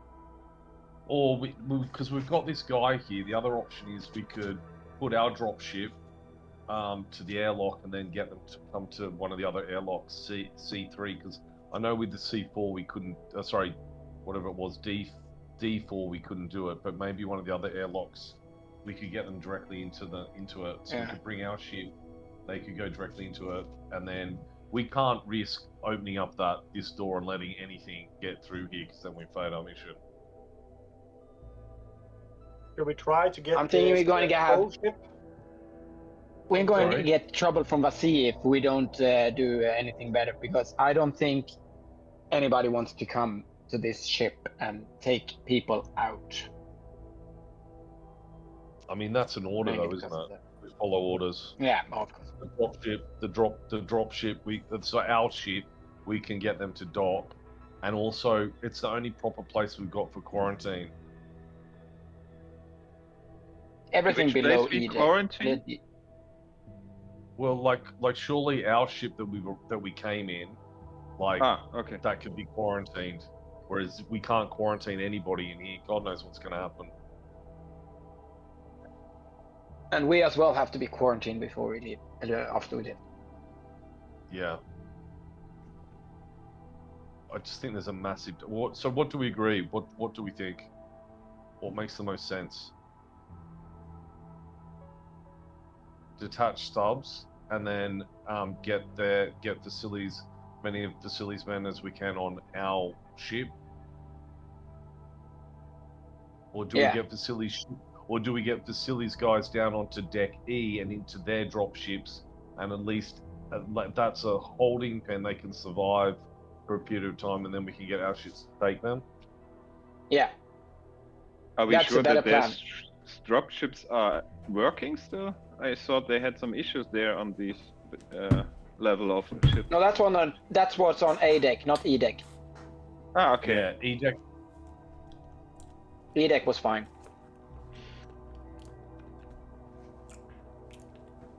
Well, then we should ask her what's going on, huh? And get some control over cameras to get a picture of what we are dealing with. We still have to clean the ship, huh? Yeah. Okay. So, to make a long story short, Kraus obviously does not want to play ball with you guys, but it looks like she is the only remaining MSS agent. The ship crew that are up here confirm it was just her and these two. So, you know, she basically has been trying to rule with an iron fist like MSS does. What you guys ultimately learn through speaking with the crew, comparing stories, interrogating Kraus, you know, eventually she realizes she can't escape, but she makes it difficult. You know, she gives you as little information as she can before you guys threaten her, and then she gives up a little bit more. But you don't ever actually have to torture her or anything. You know, Vasily tries to convince her too, like, you know, what's going on. So what you learn is that this ship was carrying a cargo that got damaged when it got attacked by the UA fleet. And it has a massive tank, not like a military tank, but like a fuel tank, canister tank, that is filled with what she explains as neomorphic motes, which she explains are these black spores from the stuff you saw in the hallway from the fungus. That tank got damaged and leaked after it got attacked by the UA fleet. People got infected, and then a couple of these aliens emerged.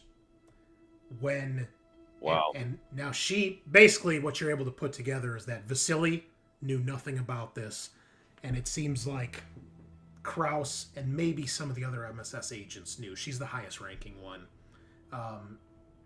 When she realized there was a breach, she immediately went into self-preservation mode, locked herself in here with whoever happened to be with her at the time, and then she's been trying to get Vasily to do the dirty work of secure the ship, execute anybody who's infected, and kill the aliens, and fix the ship.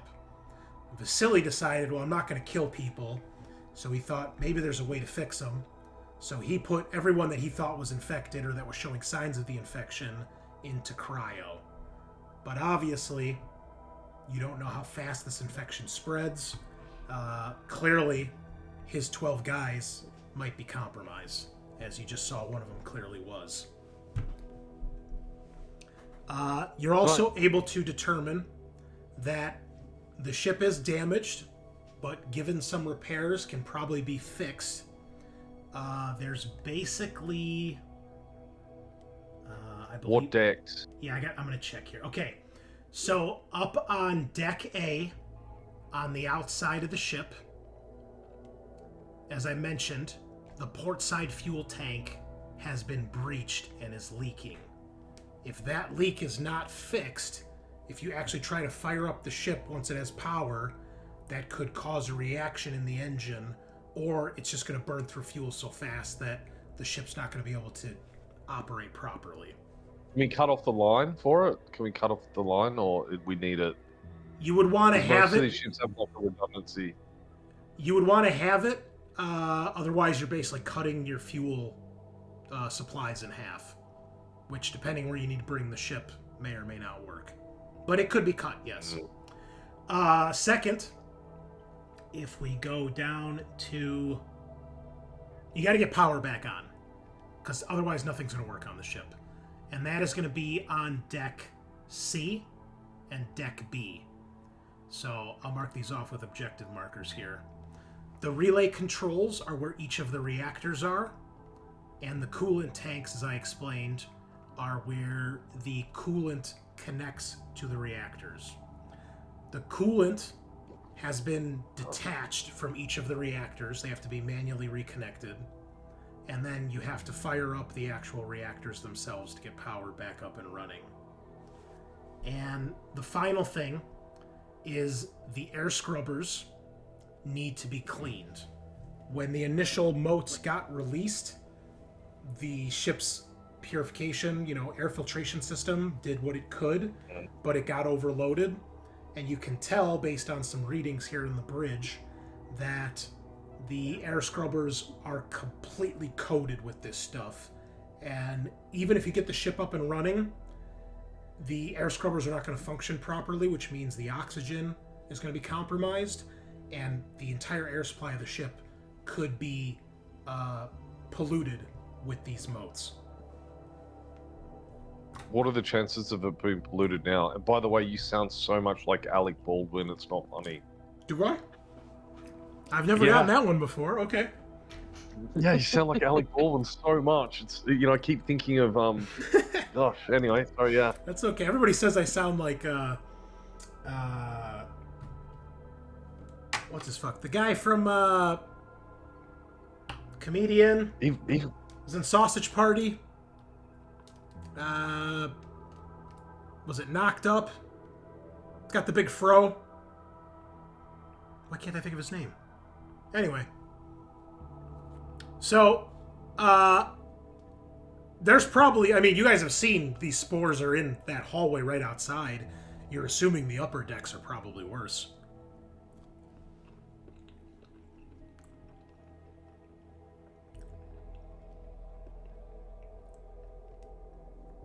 So we need to get up there. So everybody needs to get in their suits, right?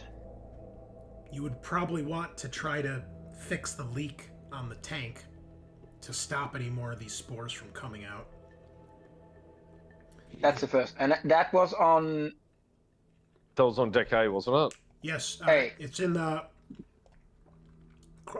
cargo bay A. Yeah, I see it. That's where the And now, motes. can we get the drop?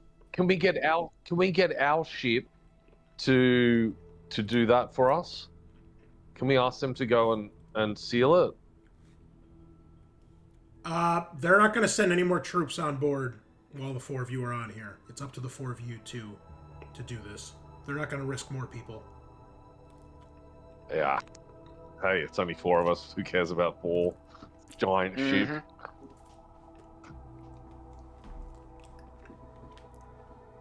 Well, they might risk it if we tell them we've taken command of the ship. Yeah. And it's more damage. Can we do that? Can I contact them? Say, listen, you use my command and go, look, we need more people. We've got control of the ship. We're in charge of the stub. We've got issues all the way through. We've got alien bogies. Is that widely known, the alien thing, or is that not really known? Do you mean, is it known in this scenario, or is it known overall, like, between character knowledge? Will it be known by Roy? You guys haven't updated Roy at this point, so he probably doesn't know what's going on. No, but you said from the previous mission there were two large aliens that I'd seen. Oh, yes, Would yes. Roy be aware of that? Yeah, because Roy reviews that stuff with the lieutenant after each mission, so he would definitely know. So prior We knowledge... should contact look, Roy and say we got command over the bridge. Yeah. Okay, yeah, you contact him, no problem. Yeah. So, and request, look, we've got multiple decks, and we've got issues, we've got prisoners, we need some help. We need some help to, if you guys can patch the outside of deck A, that is really going to help us to be able to focus on decks C and B, is it? Yeah, And also A, the fuel in A. So I just want to clarify. They can do that because it's open, isn't it? A's open. Well, I want to clarify. There's two things. I should have another one here. There's two things on deck A. There's the fuel tank, which is on the outside of the ship, and there's the tank inside the cargo bay that's leaking the motes, the spores. That's the only one we can do. Well, I guess we'll pull the GM curtain back here. The other NPCs are here as backup characters if you guys die. So we don't necessarily want to send them all in. But if you guys are set on it, especially if Grene starts using his command role to order people around, we can most certainly send characters in. But if you send in NPCs by themselves, well, even if you guys go in, there's a chance they can die. So the story's in your hands. Whatever you guys want to do, I won't stop you. Whatever the story turns out to be. I think we have to go up and fix the things on A as well. But on the outside, maybe. Yeah. I mean, the outside one they can probably repair, and that won't be too dangerous unless these things are on the outside of the hull. So they can do that while you guys try to do other stuff. That's Yeah. And then we just got to divide it based. I mean, we've got 4 of us. There's 4 of us, so we're gonna have to just approach it. Yeah, in that way. I'm going to use my signature item because I need to get my stress a bit down. Okay. Well, I'll tell you what. Anyone who hasn't used their signature item may do so, if you'd like to. And you guys have some time here. We'll say you guys can spend at least a turn resting, which is 10 to 15 minutes. Can reduce your stress by another 1. Does anybody have the banter talent? But my panic is that. Oh, that goes away. That goes away. Yeah, because it says still panic, condition, agility. There, it should be gone now. Yeah. Also, Halifax, you'll heal because it'll be a turn, so you'll heal your damage back. If you guys want to try to rest for longer, you can. Still panic. Now, I don't think resting. No, we're not. I don't think resting for too long is a really good idea. Probably not. Now, also during this time, as you're discussing this, eventually you guys, maybe one of the other soldiers comes up. You guys get comms from one of them or whatever, and they inform you that 2 more people down in the military deck turned out to be infected, and there's 2 more aliens running around the ship. Sweet. Sorry, I'm still on the panic condition, agility -2. It doesn't show it on my screen. You might need to restart Foundry because I turned it off. Just if I do this. Yeah, it says over. That's weird. Yeah, okay. I'll just restart it. That tokens are not linked because when I jump from one deck to another, I have 2 different stress levels. Oh, that's right. Yeah. Well, just focus on this one now, because I've had problems with linked tokens before, causing all sorts of issues. So, so we'll say you guys at least rest for 1 turn, so you can reduce your stress by 1. I just reset all foundries and see if it started again. I used my signature item as well, so I used it by 2. Okay, and we're gonna axe 2 more of these UPP soldiers down on the other deck. Oops, that's prone. So, what is the plan here? Okay, so the plan is let's in this our ship do the outside repairs. Okay. I think with deck A. Just given the fact that they're spores, the only people that can go up there is us. We can ask Vasily to. Are any of you? I mean, one of us has to really stay. One of us has to stay in this area to keep it going. Rob, you're a little quiet. It sounds like you're kind of far from your mic. What's that? Say again. Now it's getting. Is that better? My mic's running. That's better. That's better. Yeah. From my mouth now. Okay. Yeah, I'm actually touching it. Well, it sounds great now. Okay, so yes, your crew in the dropship can attempt to repair the outside fuel leak. No problem. I would request someone get down to deck D and get my spacesuit because I don't want to go through the spores once more. We can Sorry assume. to be up late, but I'm still panicked, and I've resetted my foundry. Let me check one other thing. Let me check your character sheet. See if that's freaking out. Every now and then we have... Oh, that's why. Did it go away? It says now? panic is over, panic is over. There we but go. now it's away. Thank you. It was because I was doing it on your token, not your character sheet. That's why. Okay. Okay. Sorry. No, no worries. We need to go up the stairs or the ladders, and then you just drop down and get your suit, and then we go up. We can assume you guys get your suits on. All right. Everybody also give me an air roll, because a lot of shit just happened. All right. Boomhauser's getting a little nervous. Okay. So yeah, we'll assume you guys have your suits on now, so you don't have to worry about infection. Let's get air rolls from Grene and who didn't roll? I didn't roll, but I didn't have my suit on until now. No, we'll assume you have your suit now. So go ahead and make a roll, please. I will roll on again. Yeah. Yeah. All right. I lose 1. Okay. All right.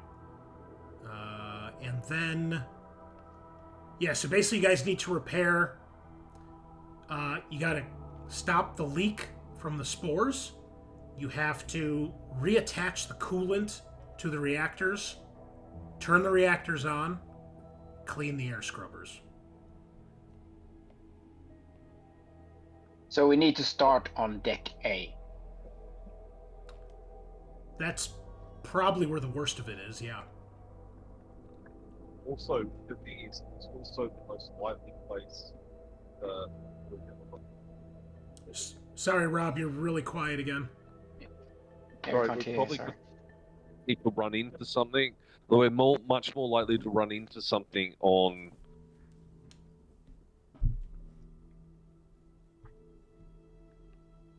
You cut out there? Run into something You on cut what? out. To run into something on deck A because of the spores, right? Yeah. That's the So we assumption. probably need all of us. So we probably need all of us up there. It's not like we can really divide the group right now.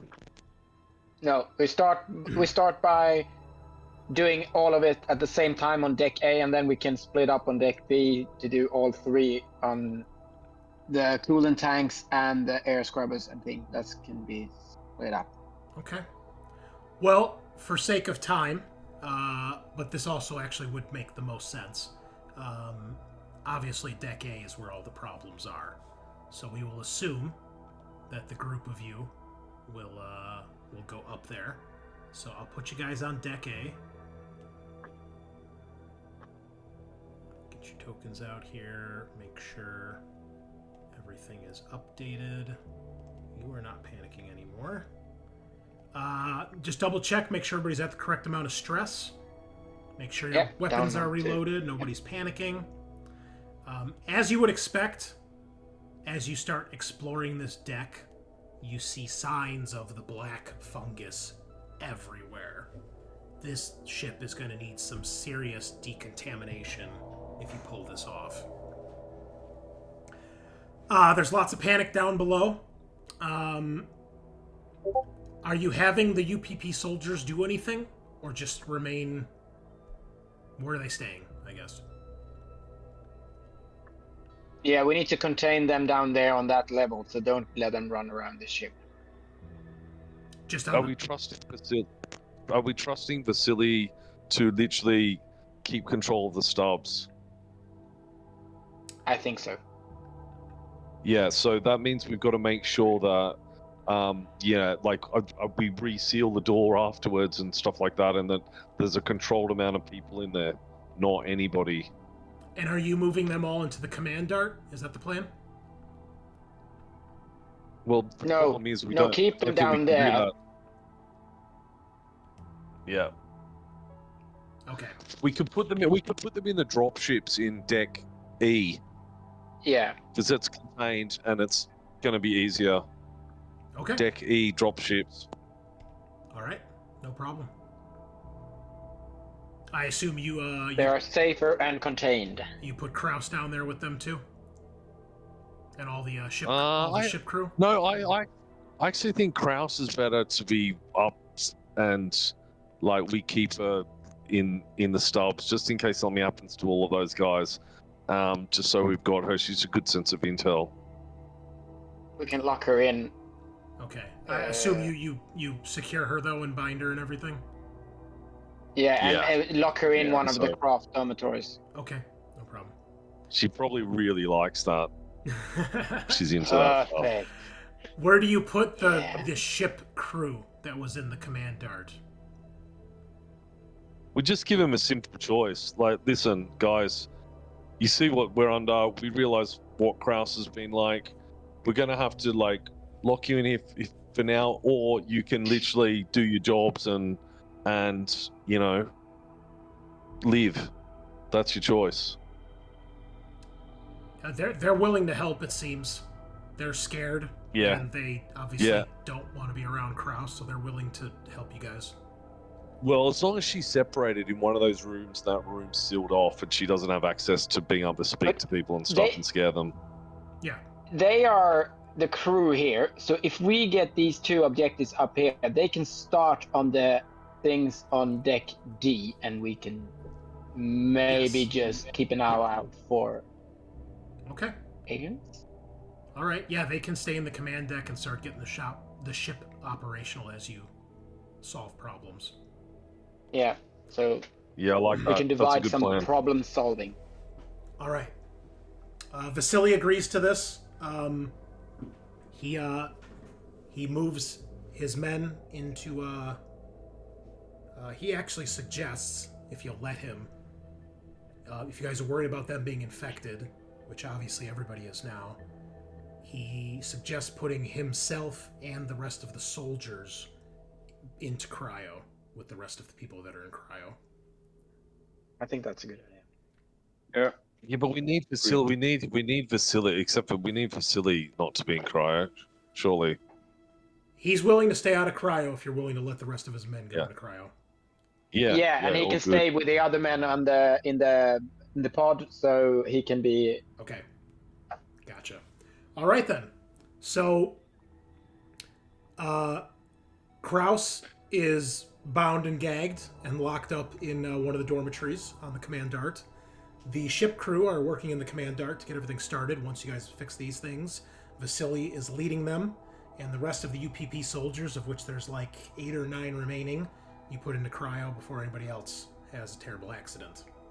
You then make your way up to Deck A.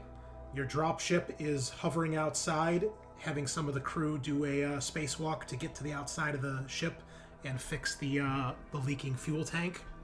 You guys begin making your way towards cargo bay A1. Everybody give me an observation roll, please.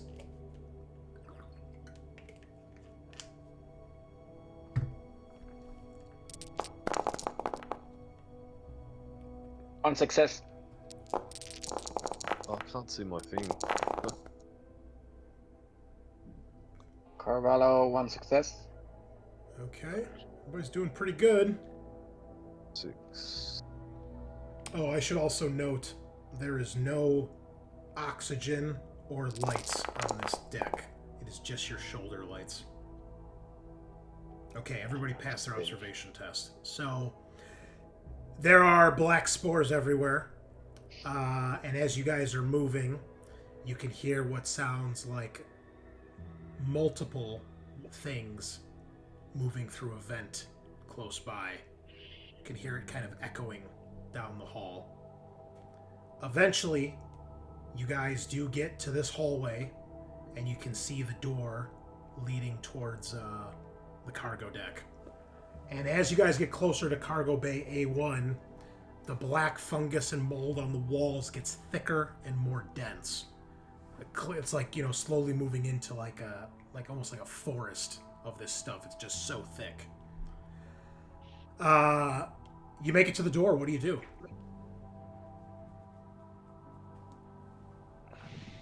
Let someone else go first through it. I'm the breacher. I can go in. All right. So you open. Go ahead. Yeah, I'm open. Okay. You open the door. The thing is just wall to ceiling to floor. Every inch of this place is covered in the black mold. You can see this massive. Imagine like the tank to like a gas tanker truck, like an 18-wheeler. Huge, huge. There's a huge crack down the side, and you can see almost looks like black stuff oozing out of the tank. Could I ask one question? Yeah.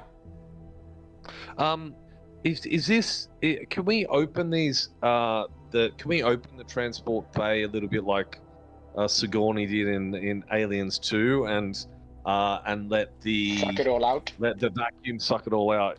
Yeah, is that possible?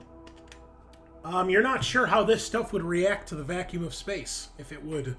Yeah, but the vacuum of space is minus 180 degrees. So, So. I mean, you could try. What do you think, guys? I think it's a good idea. Because this is probably the whole base blasted with this. You guys would also discover the airlocks on this deck. This deck has a lot of damage. The EEV pods right next to you are completely destroyed. It looks like this is where the ship took a big hit. And these two airlocks on the port side of the ship are completely mangled and destroyed. They're not leaking, but they're not getting open anytime soon. Everything on the starboard side of the ship is heavily damaged. It will take some serious repairs to get them functioning again, but they're not completely destroyed. But this is a hangar, a cargo. Has these open? Yes. Like the hangars? It does. So we can open this a little bit. Instead of on the floor, it's in the roof, yeah. Ceiling, yeah. Yes. So Vasily probably would have explained this to you. He would tell you there's a manual override control panel that you can activate, and if you do, you can basically vent that tank into space. I'm for it. I'm just checking my notes. So where do we find that one? I'm checking right now. It's basically on this wall over here. This little icon is supposed to be like an airlock icon. So there's like a control panel next to it.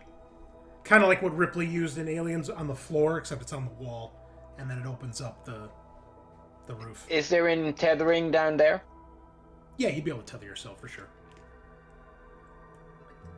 Then me and the Comtech guy moves down there and tether ourselves and close the door and vent it. Okay, what do the other two members of the squad do?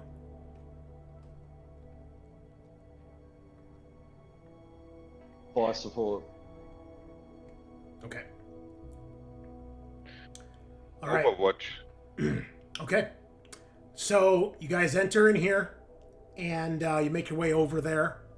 About halfway across, you guys can notice some movement coming around corner of a big cargo crate, and you see a large white alien creature that looks similar to the little ones you saw earlier, except this one stands a good, 7 to 8 feet tall.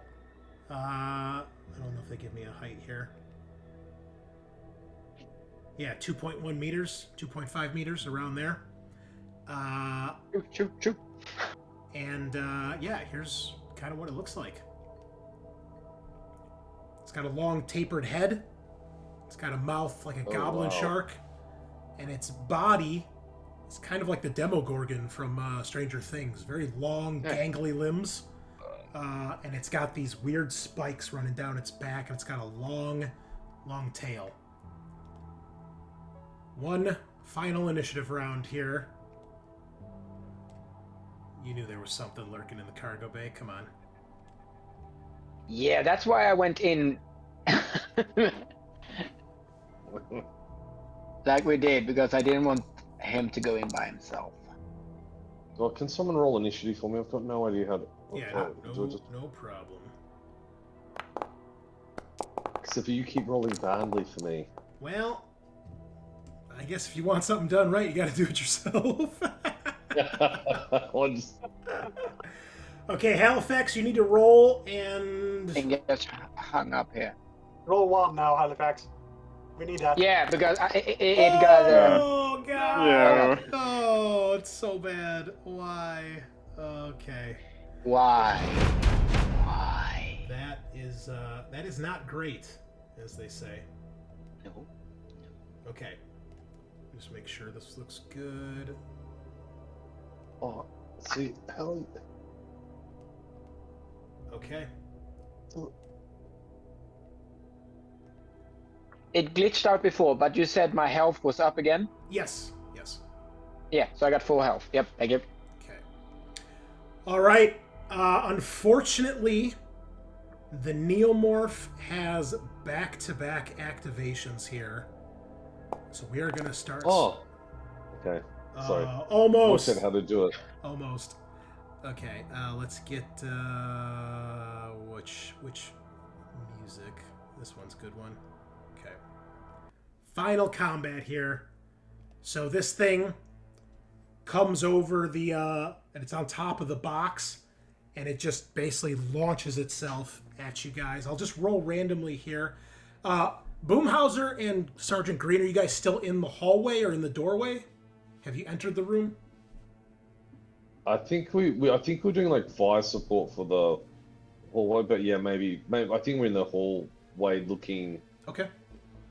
Right, looking into the cargo bay and into the hallway. So All right. Exactly. everything in the U. Okay. Boomhauser, you did say you went on Overwatch, and Grene, you are as well.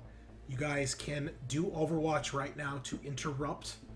So you guys can make ranged attacks as this thing crawls over the side of the barrel or the crate. Yeah, I would do think this. You just make ranged attacks, whatever weapon you want to use.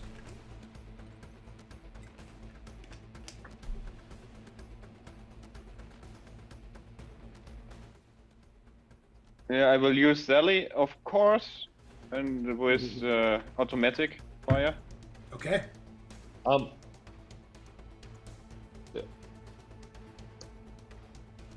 Let me see. It's short range, I guess.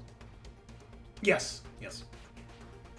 Because you're all basically in the same zone, so short range. Nice. Wow, Boomhauser. Okay, you got a lot of stunts here. What do you want to use them for? All on damage. Kill. That is 3, 4, 5, 6, 7 damage. Holy smokes. Let's see what happens here. All 7 damage rips through this thing, and it is just bullet-riddled, screeching in pain, blood everywhere, and it collapses in a heap back behind the crate. Grene, as this is happening, you notice more movement in the room. You see 3 more shapes emerge, but they are not full size like this thing. They appear to be somewhere in between the small one and the full adult-sized one. And it looks a little something like that. Okay, so because we're on fire control, does that mean we get? Wow, does that mean we get an action before they get to go, or you get to make a ranged attack before they go, so you can still make yours as they're coming out of every nook and cranny. Okay. It seems you've disturbed the nest. I'll probably go for the one in front of Carvalho, just sure, because I can hit. Yeah, just in the chance that range. So Any negatives or positives? Nothing? Because we were expecting, would we get a positive? No, your positive is you get to shoot it before it attacks. Okay. Just checking. Oh my god. That's not bad. 10 scream? How did... Hold on, that can't be right. You rolled a 6, +1. Something's wrong with your panic chart here. Yeah, you're getting more than you do. Yeah. Okay, hold on. Let me do something here. Let me check your character sheet. Because you can't physically roll that. Okay. For some reason, my stress for some reason is on 1, which I think it was meant to be on 2. All right, hold on. Your main character sheet was fucked up. Let me give you a new token. Green. Okay. There we go. Because I got. All right. Just make another attack roll. Let's make sure it works this time. Oh, you know how many 6s I rolled then though? That was incredible. But anyway, I just want to make sure it's working. No, we'll keep that first roll because. Okay. All right. Yeah, it's working properly now. Okay. So 3 successes. Even if you rolled a 6, it would have been 7. So everybody's stress goes up by 1 because he would have gotten a 7 on his panic roll. You burn through the clip. Keep doing this, Green. So your clip is empty, but you do have 3 successes. How would you like to divvy up your stunts? Use them. Okay, so first, so this is what I would like to do. Okay, so damage, and then swap initiative. Oh, there you go. Okay, hold on. I gotta put you back on the initiative track here. There you go. We'll give you the 1 because they had a 2. Love it. We'll just keep these guys the same initiative. I think they have the same. Let me check. Oh no, these are speed 3. Ooh, okay. All right. Okay, well, we'll say you swapped your 1 with the 10 because you had 10, right? I don't know what mine was inside. Oops. Yeah, you were 10. You were same as me. Me and you were on 10. Yeah, hold on. Update. Yeah. Okay, so we'll give this one 10. We'll swap his 10 for a 1. Okay, so Green steps in at 1, opens fire. So that was, what gun do you have? A pulse rifle, right? Yeah. All right, so that's 2 damage. So 3 damage total. Let's roll for its armor. It takes 3 damage, screeching in pain, bursting blood everywhere. It is still alive, but this one is fairly hurt. Then we're into regular initiative. They have initiative 4, 7, and 10, so the Neomorphs do go next. No, don't I go first? Yeah, because that was an extra. Oh, that's right. That was a surprise round. My mistake. Yes. Yeah. You do go first. You have to reload though, because your gun you ran out of ammo. Okay. It's like for one lot of shots. That's the first time I fired my weapon. Well, because you rolled a panic, so when you roll panic, you burn through the clip. Oh, okay, Empty. okay, all right. Okay, so can I? How do I don't know. Can I reload and fire? A reload is also a slow action, so you can't fire in the same turn. Can I use my service pistol? Yeah, you can use your fast action to draw your pistol and a slow action to fire it. Yeah. Yeah. Okay, I'll do that. Go for it. And when you make your ranged attack, be sure you click on the name of the weapon so it gives you all the correct bonuses. Okay, wait a sec. So tell me how to do that. Go to your inventory. Go to my tab. inventory. Yep, and just left click on the name of the weapon. Okay. Wow, that was nothing. Well, yay! I think I'm going to. Can I push it? Sure. I think so. Yeah, go for it. Take a dog. Hell yeah, dinner deals. Wow, nothing as well. Oh man, Yay. bullets everywhere. the problem was that Oh boy. You do. Man, I'm a field medic. I'm not a All the way. All right, now the Neomorphs go. One is going to go for Halifax. One's going to go for Carvalho, because you guys are up front. The other one is going... I'll roll to see who it attacks. On a 1, 2, or 3, it'll go for Boomhauser. On a 4, 5, or 6, it'll go for Grene. It's going for Grene. So they will spend a... Can they even make it to us? No, not on this round. So they spend a fast action to get into your zone. And then they spend another fast action to get into engagement range. So the 3 of you are now in close combat. That is their initiative. So now it is Boomhauser's turn. Next round, next initiative, they'll be able to attack. So Boomhauser, what do you want to do? Everyone else is engaged in combat. Sure, I want to fire, but what is the issue with they are all engaged in combat? So, Alien, rules as written, does not have anything for shooting into combat. But we all know shooting into combat means you might hit your friends. So the house rule is this. If you shoot into combat, if you use the aim action, there's no worry about hitting your teammates. If you don't use the aim action and you panic, you might hit your teammate as well. And the aim action is a fast action, yes? Correct. Yeah, then I will do that. Okay. Of course. And which one would you like to shoot? I would like to shoot some more of them. Could I aim more? Because full auto I could choose more. So, but first choose at the one on which is on green. Okay. First, and then how much I can. Are you gonna ace the whole room in one roll? Because that would be pretty amazing if you did. Let's see. I will have a try. Oh, 8. Oh, that's pretty good. Oh, good. Okay, so full auto.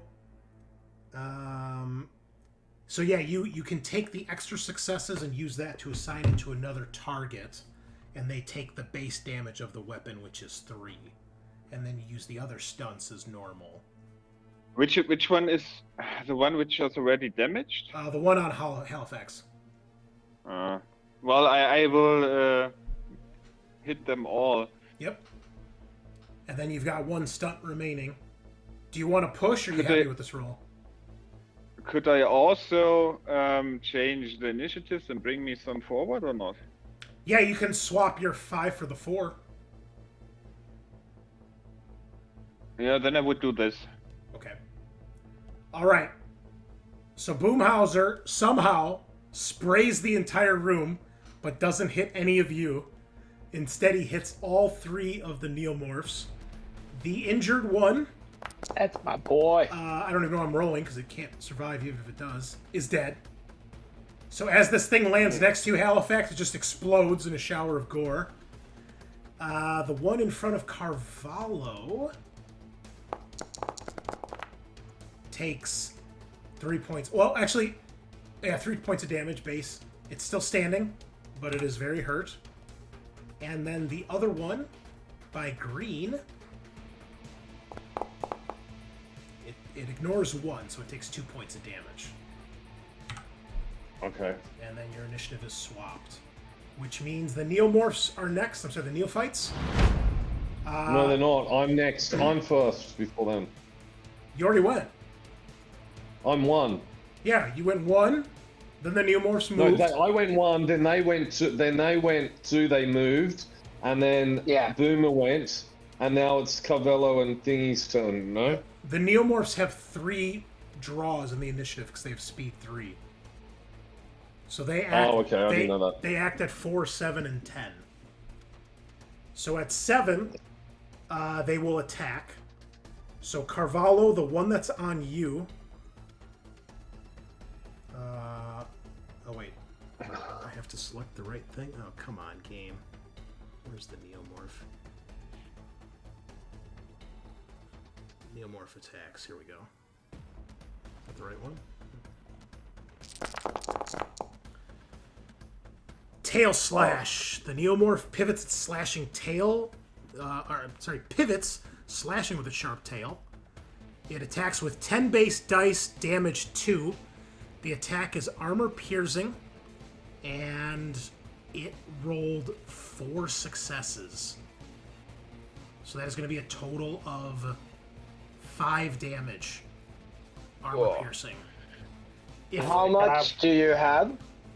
Can I block it with my pulse rifle? Yes. So you can give up your fast action to do a block.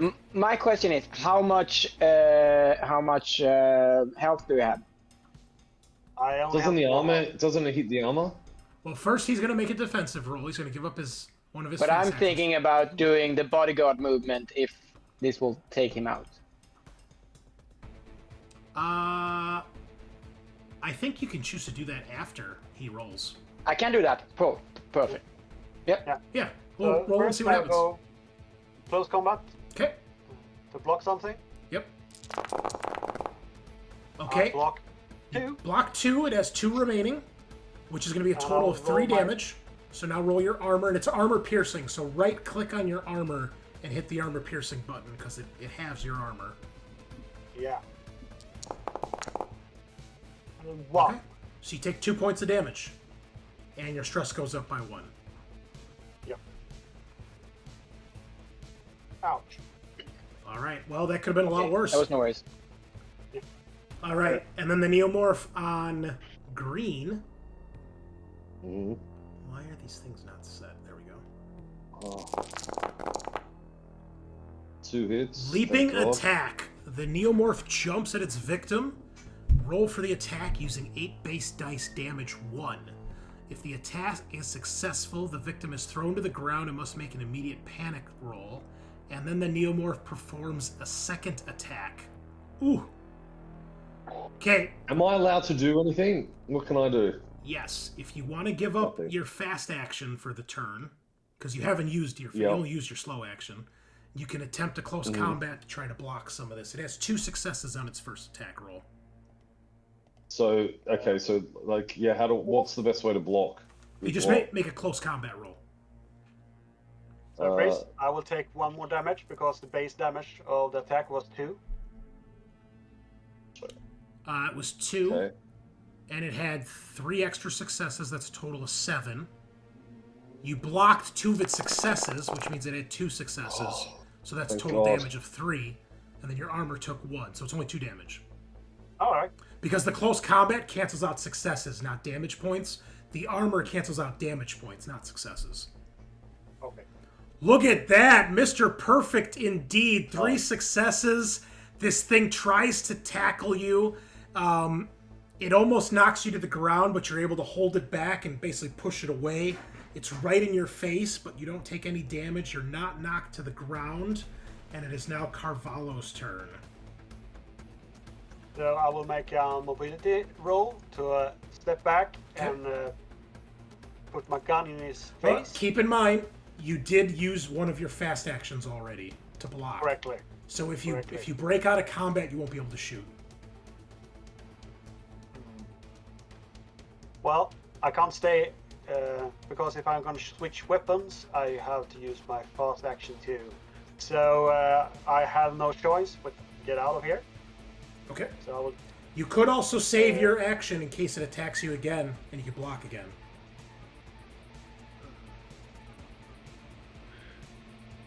But if I get out of the way, Boomhauser will take him out. Well, you don't I know won't be that. in the way. So I will roll my mobility roll. Okay, fair enough. It's a panic, but Ow. okay, could be worse. Everybody's stress goes up by 1, but you do pull out of combat, and you're not engaged. Halifax, it is now your turn. What would you like to do? I can't shoot because I'm in close combat, right? Not anymore. The one that was in combat with you got killed. Oh yeah, sorry. So then I can shoot the one that was on Carvalho. Yes. And I'll shoot then. Man, look at you guys acting like a team. You know, the other players could really learn a thing or two from you guys. Well, seems that I don't need to eat my hat.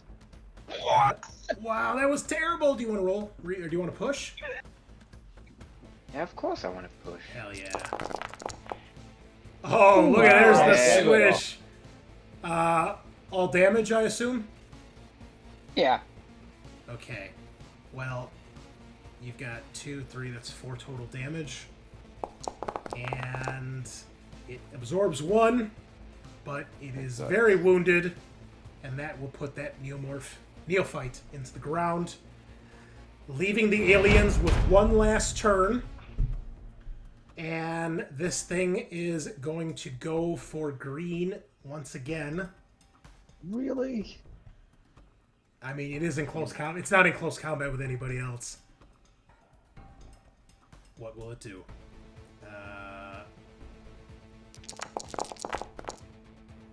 Throat bite. The neomorph bites the victim's throat. Roll for the attack using 8 base dice. Damage 1. It has 2 successes. It is doing 2 damage to you, Green. So you have an option. Is there any? You can give up. You can give up one of your fast actions from the upcoming turn to block. Yep. And then you can roll your armor. But if you do that, you'll be in combat with it when it comes to be your turn. So if I don't do anything and it says 2 points, is that taken by my armor or not? You would get to make an armor roll, yes. So okay, I'll take an armor roll then, because it's actually, how does armor rolls work? Tell me how that works first. So you are wearing your suit, which gives you an armor of 5. Let's make sure it's actually equipped. Oh, okay. There we go.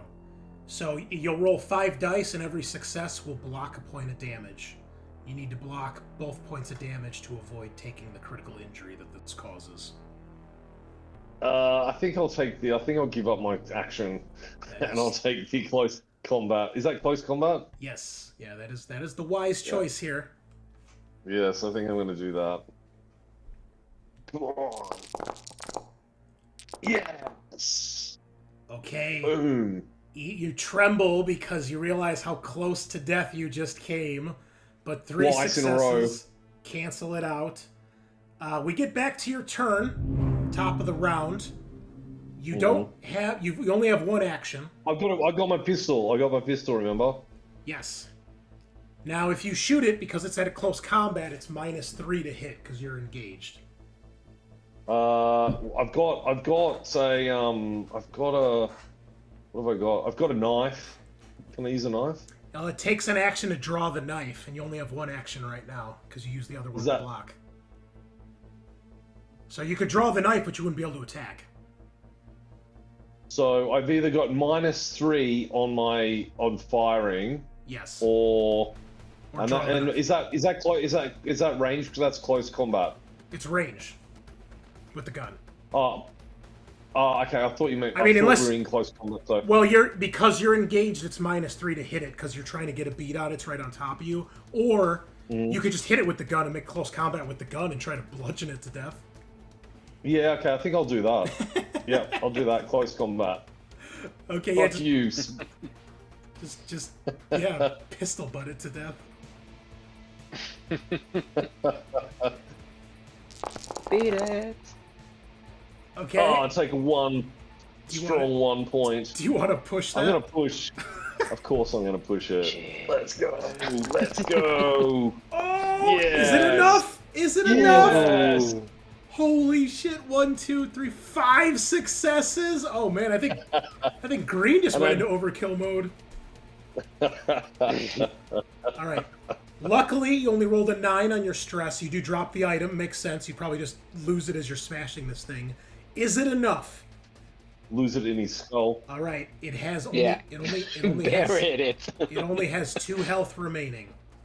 It has 4 armor. You're doing a total of 5 damage. Yes. Sergeant Green melees the alien to death with his pistol. Why won't you die? And he loses his pistol buried in his head. Yeah, the pistol we'll say is long gone, but you kill it.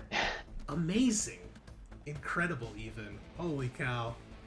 All right. Well, you... Is it just me, or do I feel like I've been hunted? Not the fun kind of way.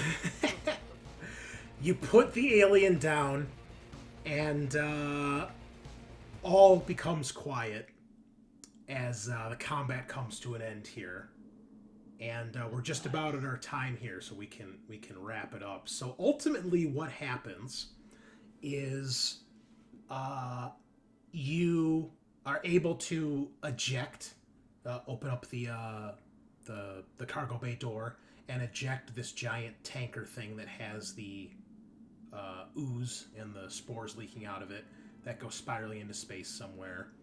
Some of the stuff that's on the walls does get sucked out, but some of it is just clinged in and, you know, stuck to stuff that's in here, so it'll definitely need to be cleaned.